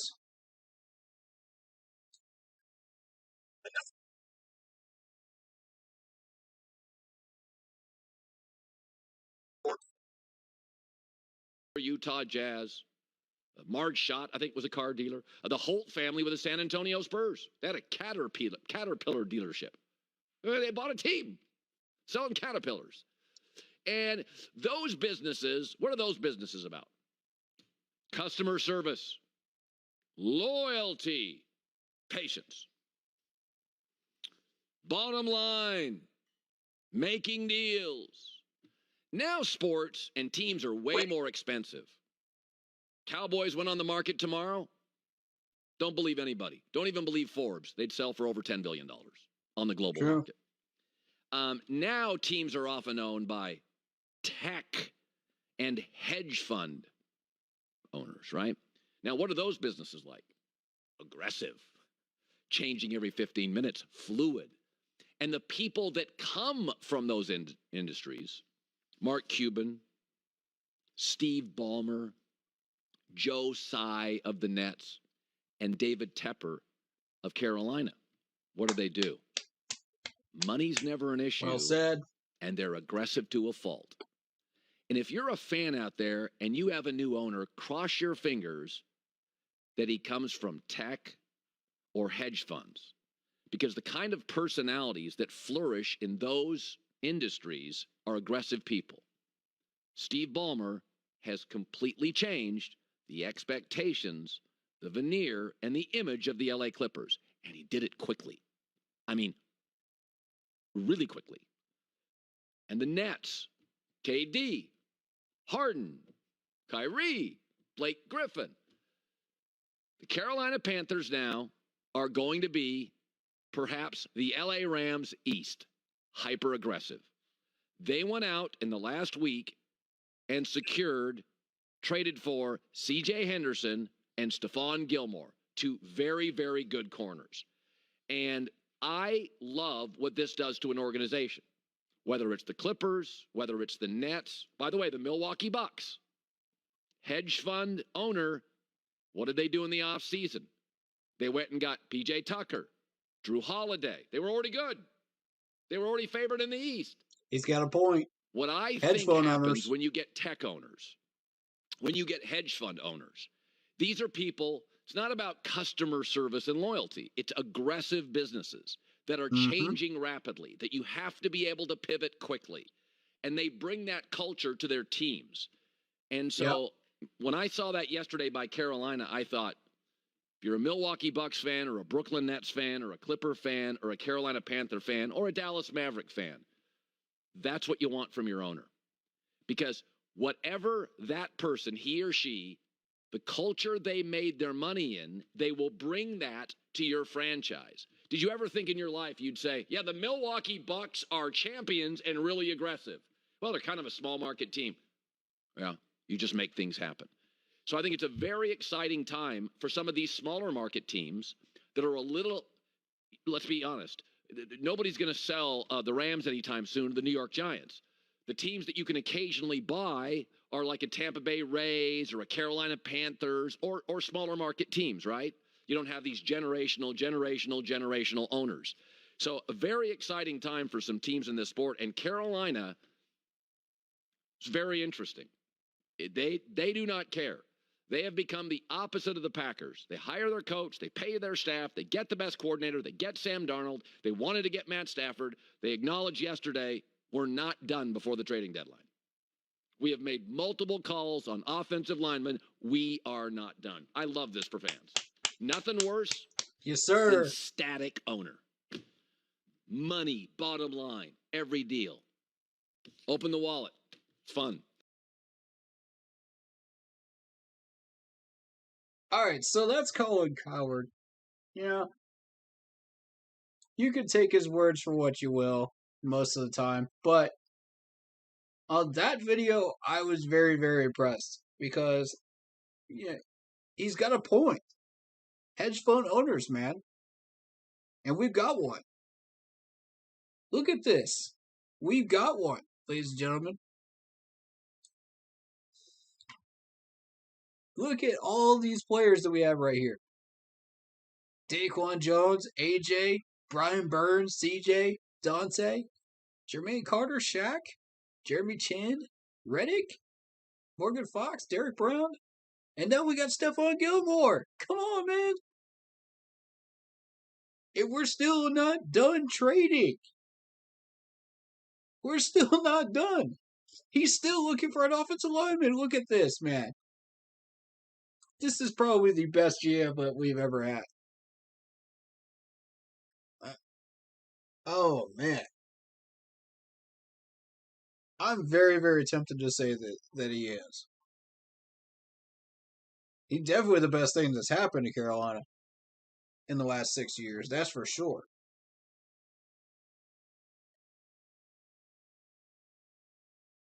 Oh, man.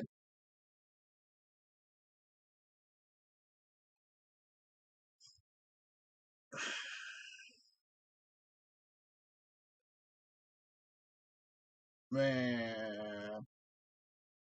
We have such a dominant team right now. That's the best news you're going to see all week right there. He passed his physical. He's ready for the Giants game. That's the best news you're going to see all week. I just wonder how we're going to use these corners now. We got so many weapons on defense. I just wonder how we're going to use them all. And I leave that in the very capable hands of Phil Snow. He knows what he's doing at this point. It's obvious. I mean, it's just plainly obvious. All right, so I kind of wanted to go over this little chart right here. I think this is pretty accurate. You know, going into this part of the season.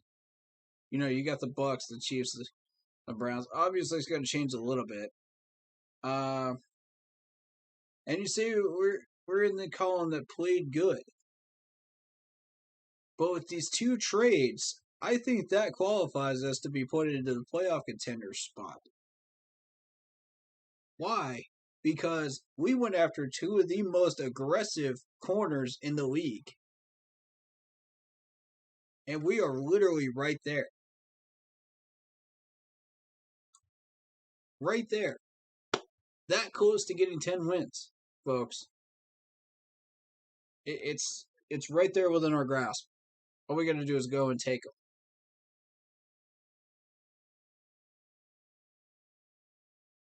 So,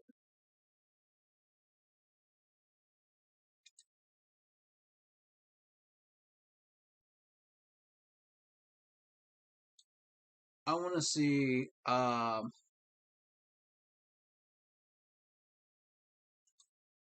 want to see, kind of explore their website a little bit. Injury list here. Let's see what's going on with them.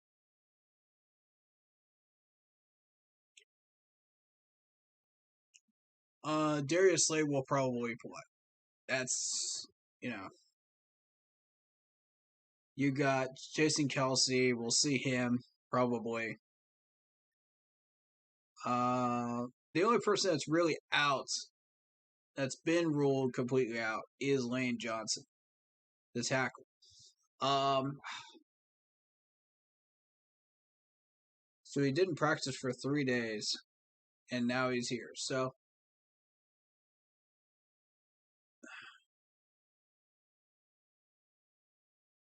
as you can see, the full practice from Avante there. So we'll expect to see him. Full practice on Friday from Jordan. Full practice from Quez.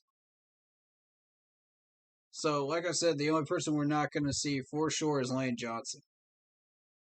I fully expect to see Darius Slay on the field. So we've got Shaq and Cameron Irving rolled out for this game.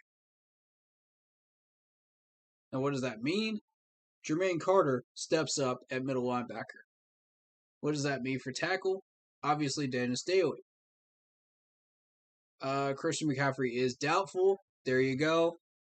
Anyone that asked that question, I put it in the video. I put it in the stream. So there you go. Because I know I've gotten that question about 15 times in the past 2 weeks. So there you go. Now you got a status for him. That answers your question. Gross Matos still dealing with that ankle injury, but he's questionable. We might see him play, which is great. That means we may be able to stop some of these edge rush runs by Jalen Hurst. We may be able to stop Steven Sanders, the running back, from getting too many yards on us. We may be able to get that push on that line that we want.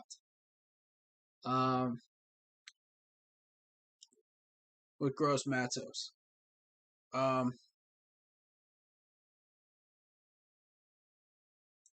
So when you look at The other injuries, it's kind of, John Miller, he had 2 full practices. Reddick with 3 full practices. We'll probably see both of them. Matt Paradis with a full practice on Friday. He probably just had like a stomach injury or something, like gut sickness or something like that for one 24-hour bug. But he's back, right? Very happy to see that. So that's kind of your injury report. Do I like Jermaine Carter against Jason Kelsey? I don't know. I think he's going to need some help against Zach Ertz. But I think if Jermaine Carter was to blitz up the middle and attack Kelsey, I don't know who would actually win that battle because they're both evenly matched strength-wise.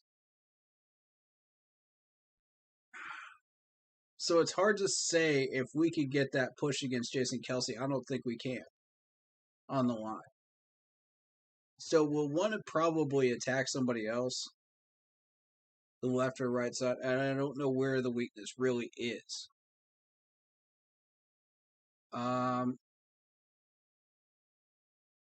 After that first quarter tomorrow, I'll probably have a pretty good idea of where it is, and I should be able to tell you.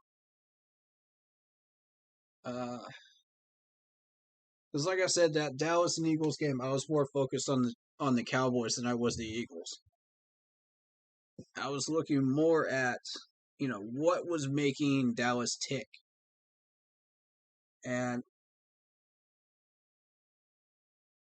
there wasn't much of a scouting report on the Eagles from that game, from my perspective.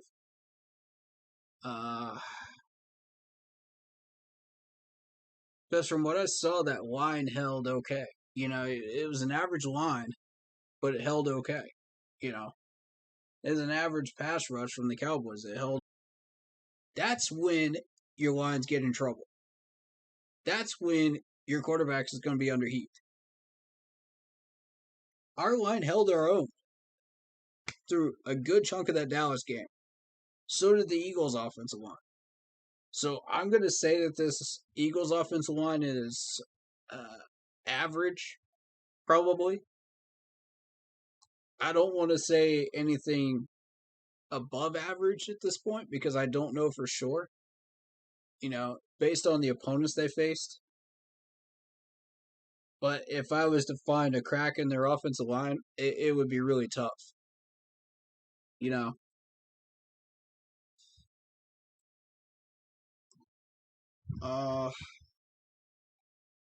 That's why that kind of box score from that Dallas game helps out a lot. It kind of tells you where to start looking.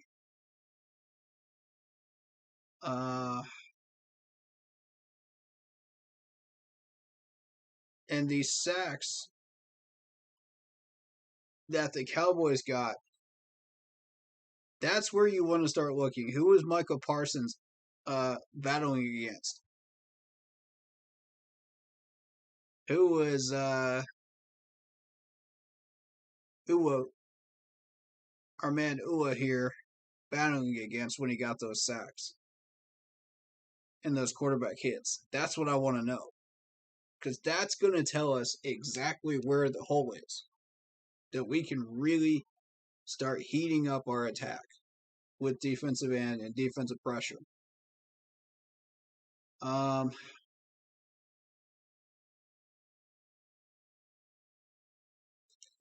And again, Fletcher Cox sitting there with only a tackle and a fumble recovery can still turn it on at any time.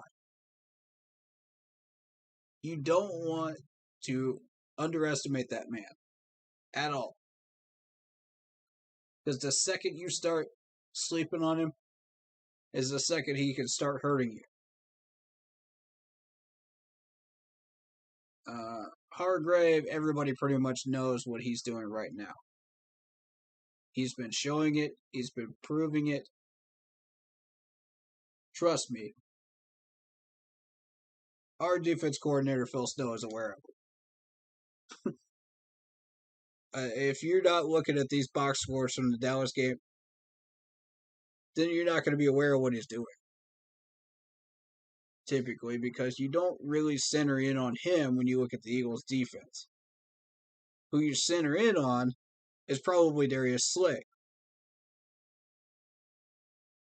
But Hargrave is the one making a good chunk of these plays. As you can see by the numbers, this is where it shows up. He's got a tackle for a loss. He's got 2 quarterback hits. He's got a forced fumble. And that's 4 total tackles open field out of 6. And 2 sacks.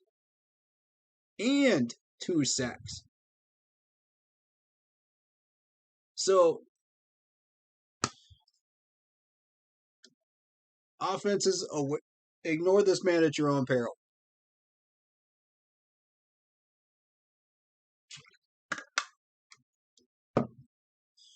Now,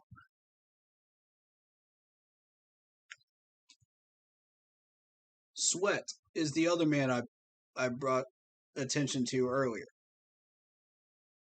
Yeah, he only has 1 out of 4 tackles. He had 3 assists. But look at the damage he did. That's a half of a sack. That's a tackle for a loss. That's a quarterback hit. Don't sleep on him either. And this is against the Cowboys now. This is against the same team we just played last week.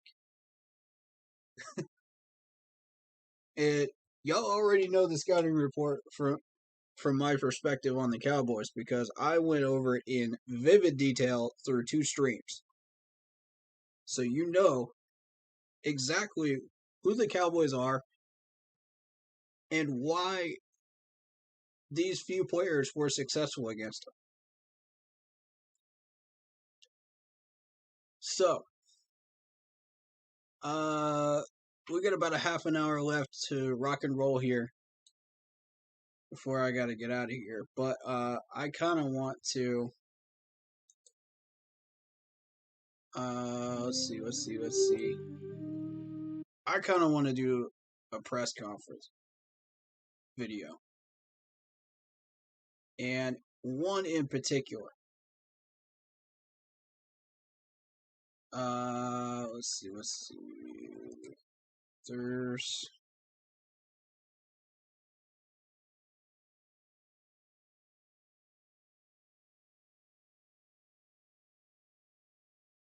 There's one.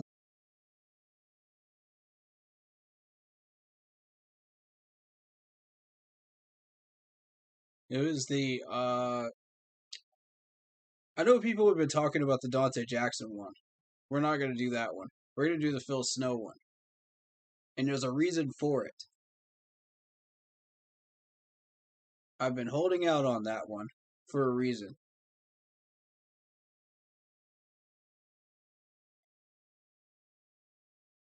And there's also this one too.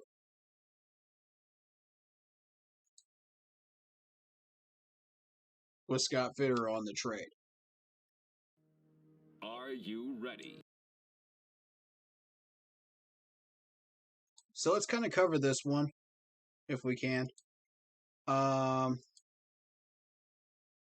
sounds on. Good. Good. Okay. And oh, the sound. My bad. Years ago, he'll be a great. Just why did you make the deal? What's that? Why did you make the deal? Really the quality of the person that we're bringing in. He's a local guy. Defensive Player of the Year just a couple of years ago. He'll be a great veteran presence for the young guys we have, JC and CJ and Keith. You couple him with Dante, and those are good mentors for that group. Dante has grown up a lot, taken on a leadership role, And just the stronger we are Mhm. as a group on the back end, the better we'll be.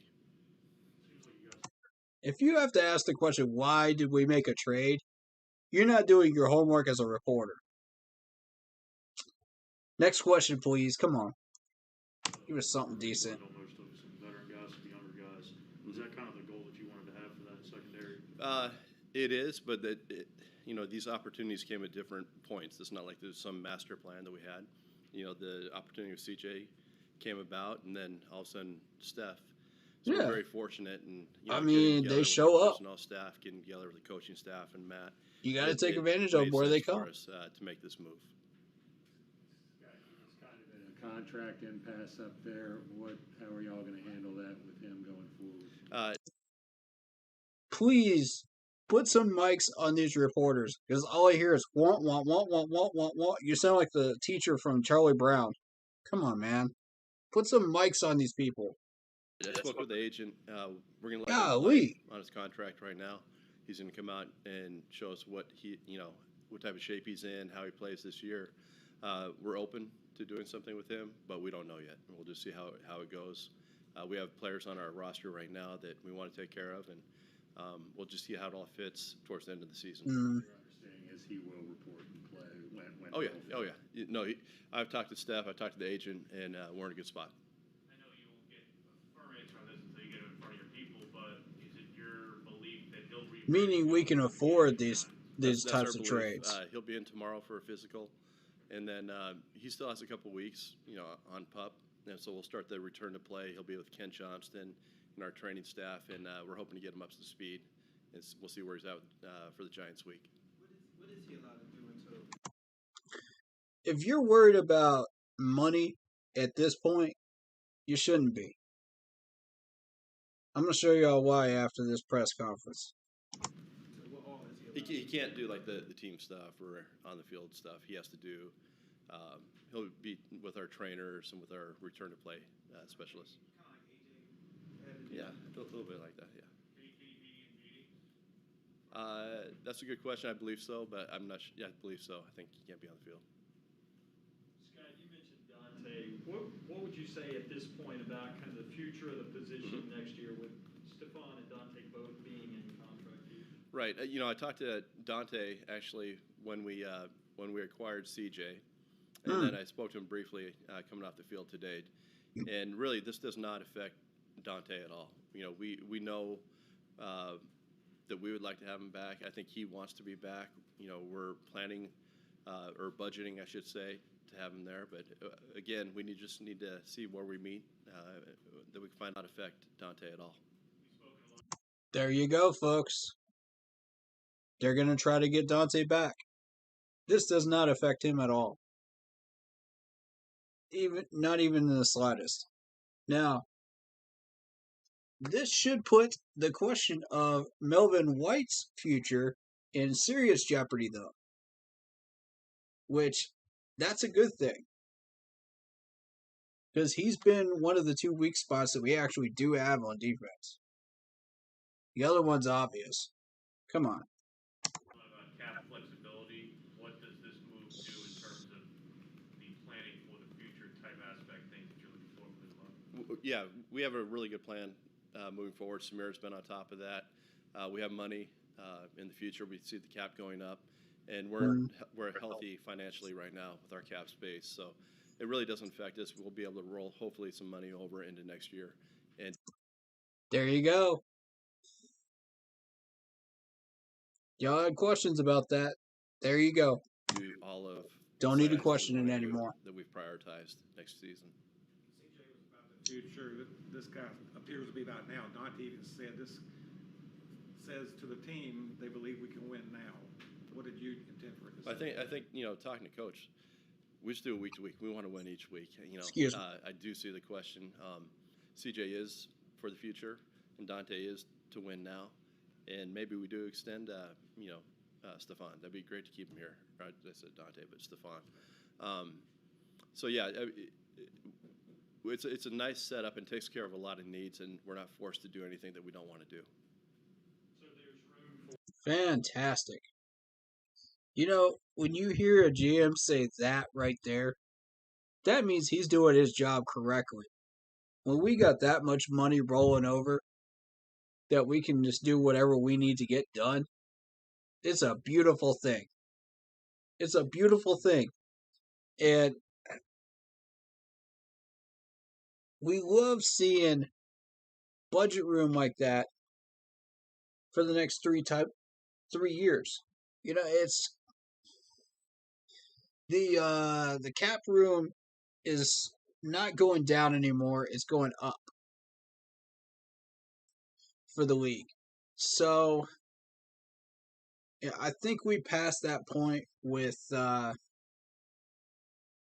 NFL cap going down, where they were losing money, so they had to bring the cap money down. I think we're in a good shape for the next 3 years to where we can start making some serious moves and acquiring people like this. So I'm with Scott Fitterer on this. I think let's be aggressive on these trades. Let's be, aggressive on everything right now. This is the time to do it. Don't sit on it. And Scott's not sitting on it. As you saw, we just got 2 major trades in a position that we need desperately. We've been having trouble with corner. I mean, you look at our history over the past 4 or 5 years. We've been having a lot of trouble at corner. But Dante has brought some stability to it, and I think with these new acquisitions, we're going to be good. We're going to be great. For Dante, Stephon, CJ, and JC into the future? Yes, there is. They talking to our coaching staff how they're going to play them, how they're going to move around. In the division that we're in, we can use all those guys. I mean, we can play dime, we can play nickel, we can move guys to safety. There's a lot of different ways we can use this. Do you think this was Beautiful. Was this part of That was my question earlier. a safety valve in case JC can't come back this year because it may be?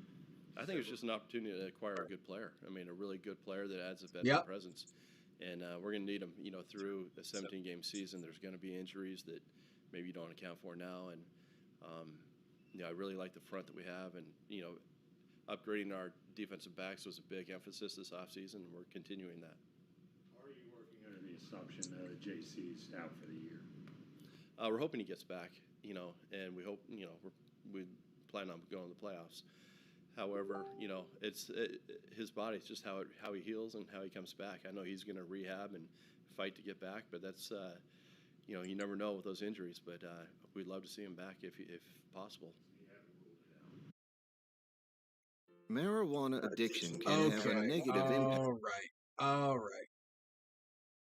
I think we've seen enough of this to kind of get an idea of what we're dealing with here. The main reason I wanted to listen to that interview specifically is because of the cap room. I wanted to see where we were at. Are we comfortable cap room wise? Are we able to make moves like that? Are we able to do what we, do we have the freedom to do whatever we want to do? And he answered those questions, yes. Emphatically, yes. Which is exactly what I needed to know. I haven't been following the cap as of recently, moves-wise, but I think it is time to start looking at that cap and really focusing in on it and understanding what we're dealing with. So again, I am looking for somebody that understands NFL contracts. So if anybody like that is a subscriber or a follower on my Facebook page, please do DM me and let me know so that I can get you in on some of these live streams and we could add that in as a factor each week. As these moves progress, up to the trading deadline. So if anybody is an expert on or claims to really, really know this stuff, please let me know. I would love to talk to you guys, and I would love to learn all that you have to teach me, and all of our followers as well, and YouTubers, as well as the subscribers that are here every single week. So, please, let us know, man. Let us know, and we'll get you in.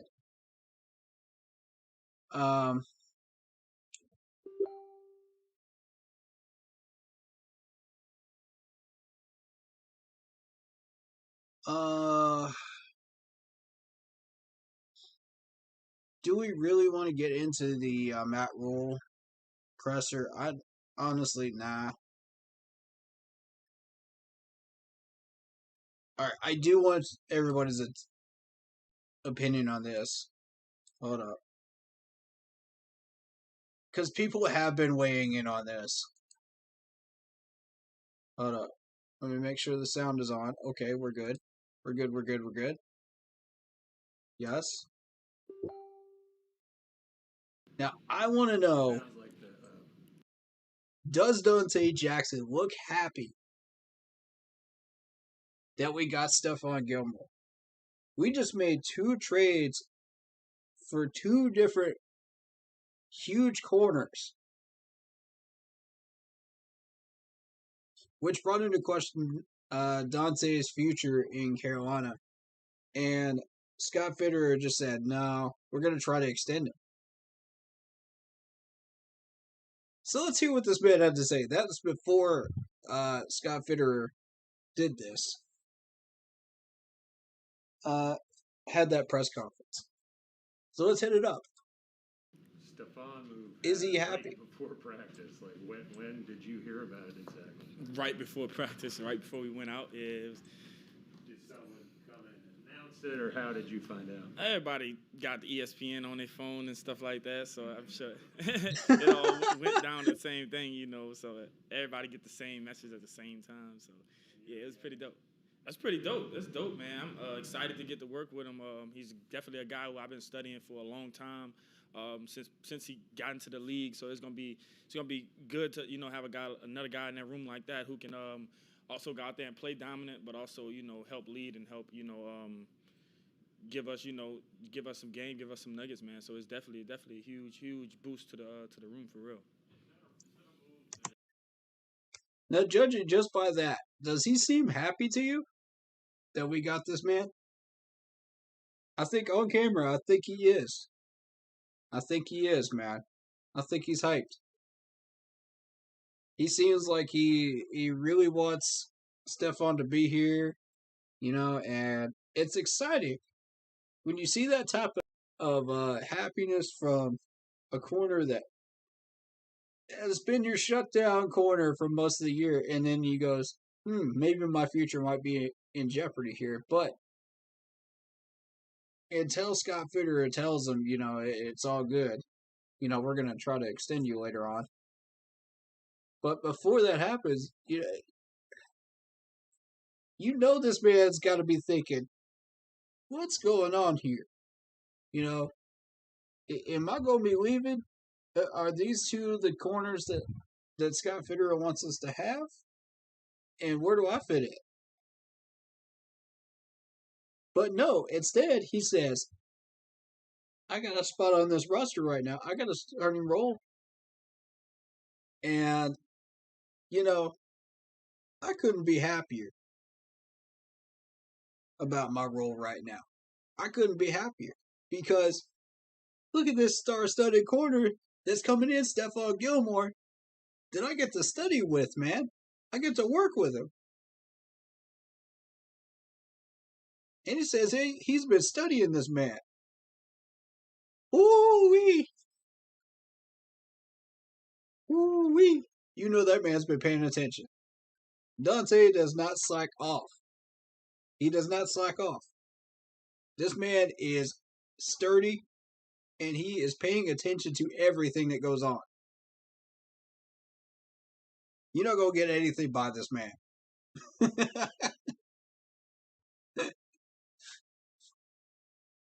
So, sufficient to say, if he's thinking about, is his future in jeopardy,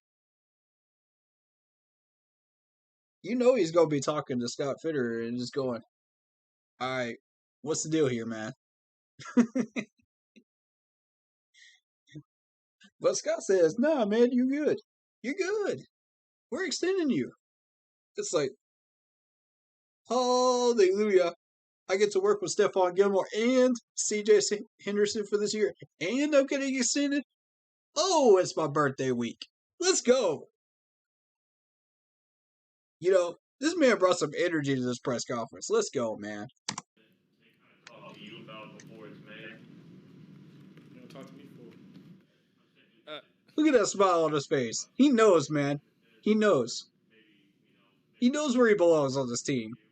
I mean, just worrying about playing ball, man, and I'm good with any move that's gonna help this team win, and help this team, reach the level that we're trying to reach, and that's elite, And anytime you can add a guy like that, Yes. you never can pass that up because he's been doing it in this league for a long time. That's what you like to hear. I know for a fact that he's gonna help us tremendously, with the youth we have, and also with just the ballers we have, and just getting somebody like him to come along is awesome. It's dope. What's your person? Hey, he's a team man too. He's been a team man since day one. He says anything that will help this team win. And I am paraphrasing this man. Hey, let's go, Dante. That's the type of attitude we like around Carolina, man. That's what we like. Let's go. Memory of seeing Stephon Gilmore. What you said? What's your first memory of seeing Gilmore? Oh, probably Buffalo days. His young days. Oh yeah. Just always was a ball hawker. Even South Carolina days. In the SEC championship, I still remember that game against Cam. And, just being, I think I was like in middle school, but and the draft head, just trying to know about all the top guys and all the college and in the NFL. So he was always one of the guys that I watched, and obviously the spectacular 2019 season. So yeah. You guys face Jalen Hurts this week, and you haven't really faced a mobile quarterback as much of a mobile quarterback as him. What type of a challenge does that present, and what do you think of him on tape? He definitely is a winner. He's a fighter. He's a guy who's gonna extend plays with his feet to give his explosive receivers a chance to make plays. He's a guy who can do it with his feet, and do it with his arm. He like to take shots. He got a good deep ball. He's gonna give his guys a chance to go up and make plays. But most of all, the thing that stands out the most just his fight and his will to go out there and put it on the line for his team. That doesn't go unnoticed from a young quarterback. Very true. A lot of Very true. In and out. I mean, guys in, guys out. AJ, is gone for 2 weeks, and JC's gone. Different guys come in, CJ and whatnot. How do you take upon your role to make sure it's a stabilizing force that everyone's on assignment, everybody knows what they're doing? Just doing whatever coaches need me to do.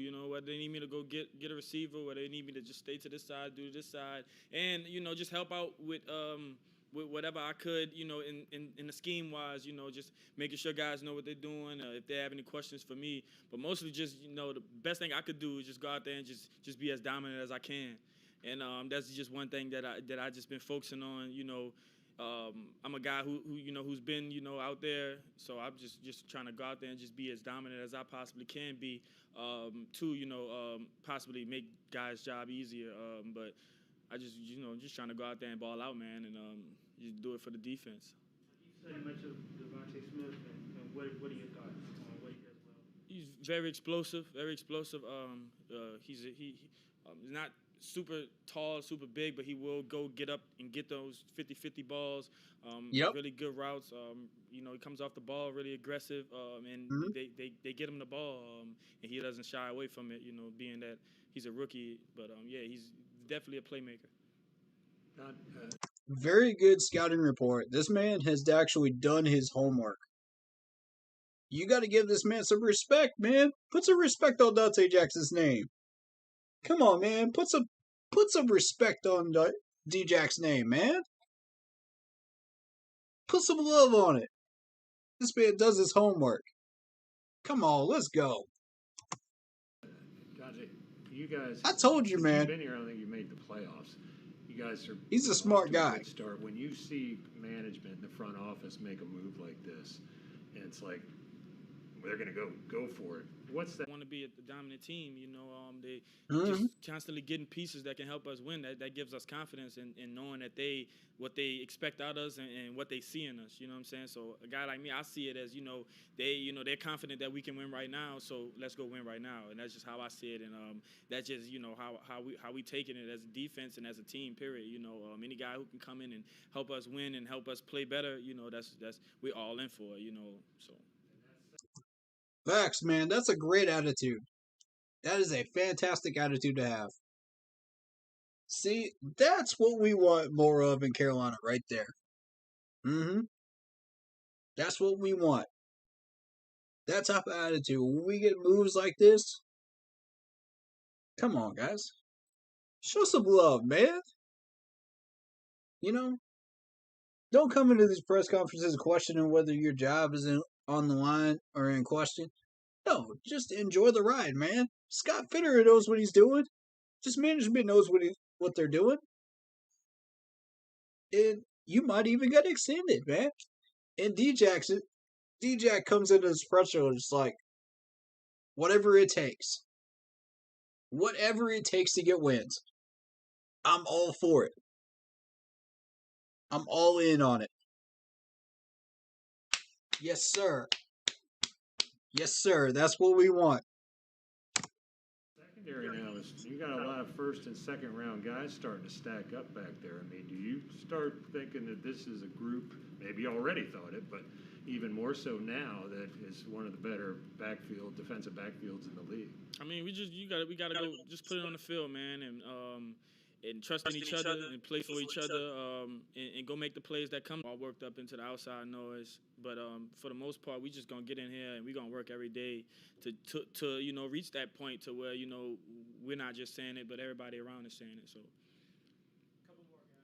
That's right, man. First loss of the season. What's sort of the mindset? I know you guys are always like want to know this week, but what's the mindset of the team going into this weekend's game? Like you said, 1-0 this week. Trying to come in and do things better that we didn't quite do well. In Sunday's game. Just being an emphasis on the details and being an emphasis Facts. on focusing on us and doing what we do better. And I think that's just been the message since Wednesday. We watched it. We were critical of ourselves first, and now we just gotta go in and work off all the mistakes and work off everything and just fight to be better every day. I think that was a good game to learn from. And now that we learned and now we watched it and now that we flushed it, we also want to have those thoughts in our mind of things that we could do better and coming together as a team and as a defense. That was the plan, that was the message, and I think today was a great step in that direction. So. Now, think about this. This man's already thinking about the fact that they didn't get it done in several ways. This man's already thinking about what did we do wrong. He ain't thinking about what we did right. He's thinking about what did we do wrong already. They're already thinking about that. Even if they win, that's their first thought. That's exactly what it should be. You don't go into a game and come out of it and just say, oh, we did this and this and this and this and this right, and then focus on the negatives. No, man. No. Focus on the negatives first. Figure out what you did wrong. Always keep working. Stay hungry.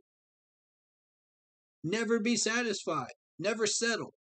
That's what I've been saying every week now. I'm going to start saying that every week. Because people need to hear it. Never settle. Stay hungry. And that's exactly what this man's doing right now.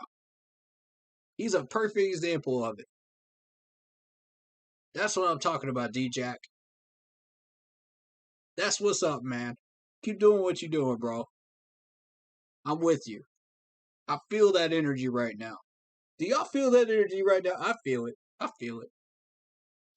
I feel it, bro. I feel it in my soul. Obviously, stop the run. Be more physical. Stop the run. Effort. Run into the ball. Just things like that. Just getting in on Monday and just making that an emphasis. And just holding yourself accountable and holding your teammates accountable too. Holding yourself accountable. Listen to this man. Y'all gotta love this interview, man. Y'all gotta love it. Y'all gotta love every part of this. Come on now. That man is all in on trying to make this team better, man. Are y'all with him?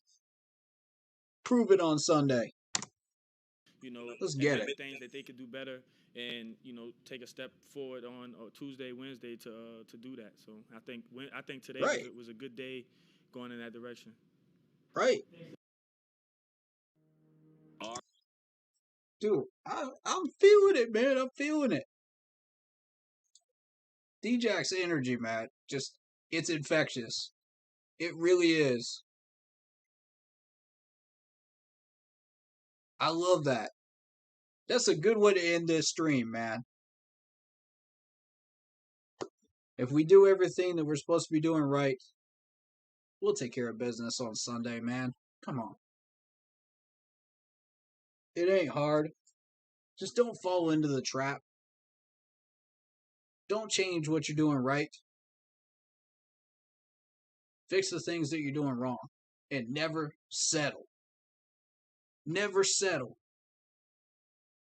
Just because I say 10 wins doesn't mean we should settle for just 10 wins. Let's try to go get 12. Let's try to go get 13. Let's go hunting, boys. Let's go hunting. The sky's the limit with this much talent. Let's go hunting.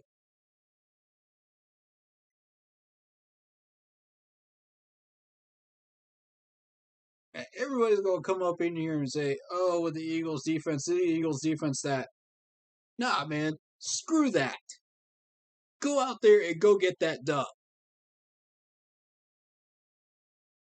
Go out there and go get that dub. I don't care what it takes for you to get that dub. Do it. Play cleanly. Play smartly. Do what you gotta do. Do what we've been doing. 1-0 each week. Do not settle.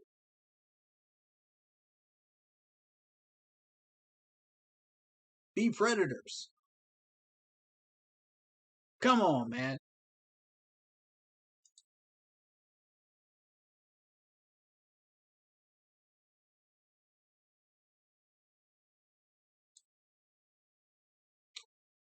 Come on, man. They have us at 64.7% winners of this Eagles game. Is that good enough for you? Is that satisfying enough for you? If it isn't, go out there and earn it. Don't sit back and say, oh, I wish I did this. I wish I did that. No, go earn it. Go earn your W. Points allowed per game, 16.5. Look at this difference right here. Look at this difference. 26.5 for the Eagles. We outscore the Eagles offense 24.3 average for 4 games versus their 23.5. We are showing right now that we can be a dominant team, and we are better than these numbers even. We're even better than these numbers. Y'all want to go in there and focus on just the numbers? Nah. Go play like you want that win. Play hungry. Never be satisfied. Look at Tampa Bay's points for 122. If you think we can't get there, you're lying to yourselves. You're lying to yourselves, all right? We're about to have CMC back within a couple of weeks. We're about to have Shaw Smith back.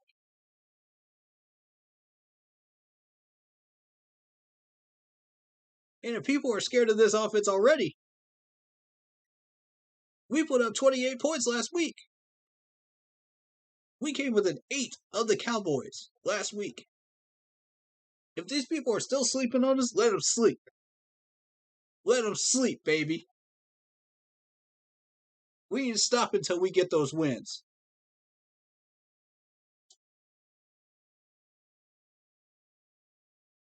We ain't stopping, baby.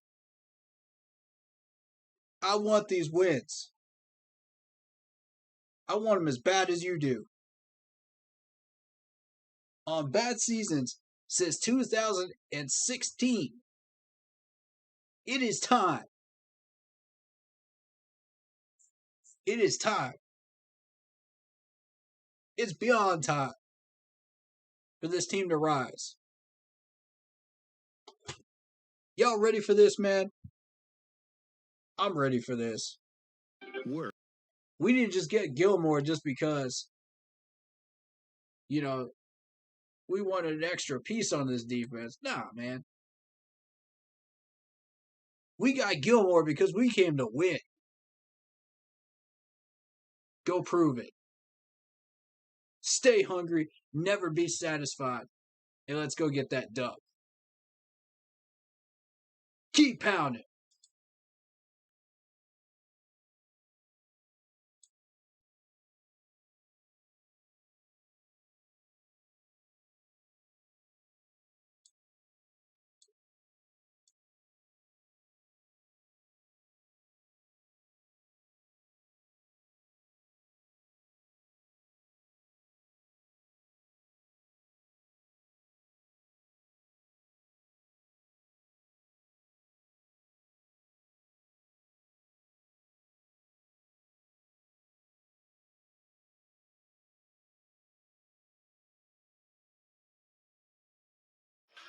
Searching for music for your next.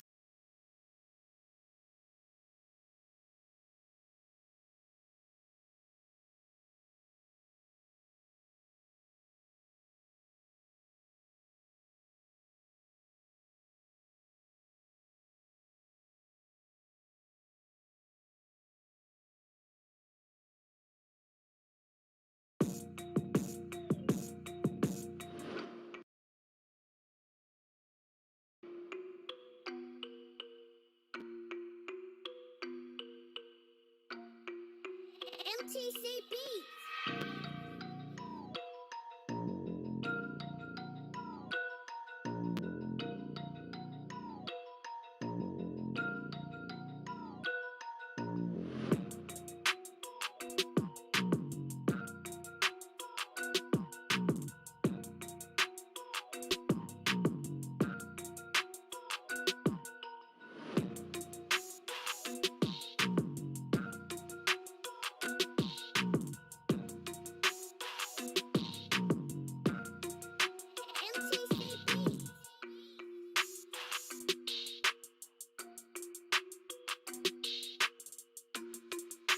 Hey, shout out to Cade McDonald and David Screws for coming into the YouTube chat. Appreciate y'all, man. Subscribers for life, man. I love y'all. Keep pounding.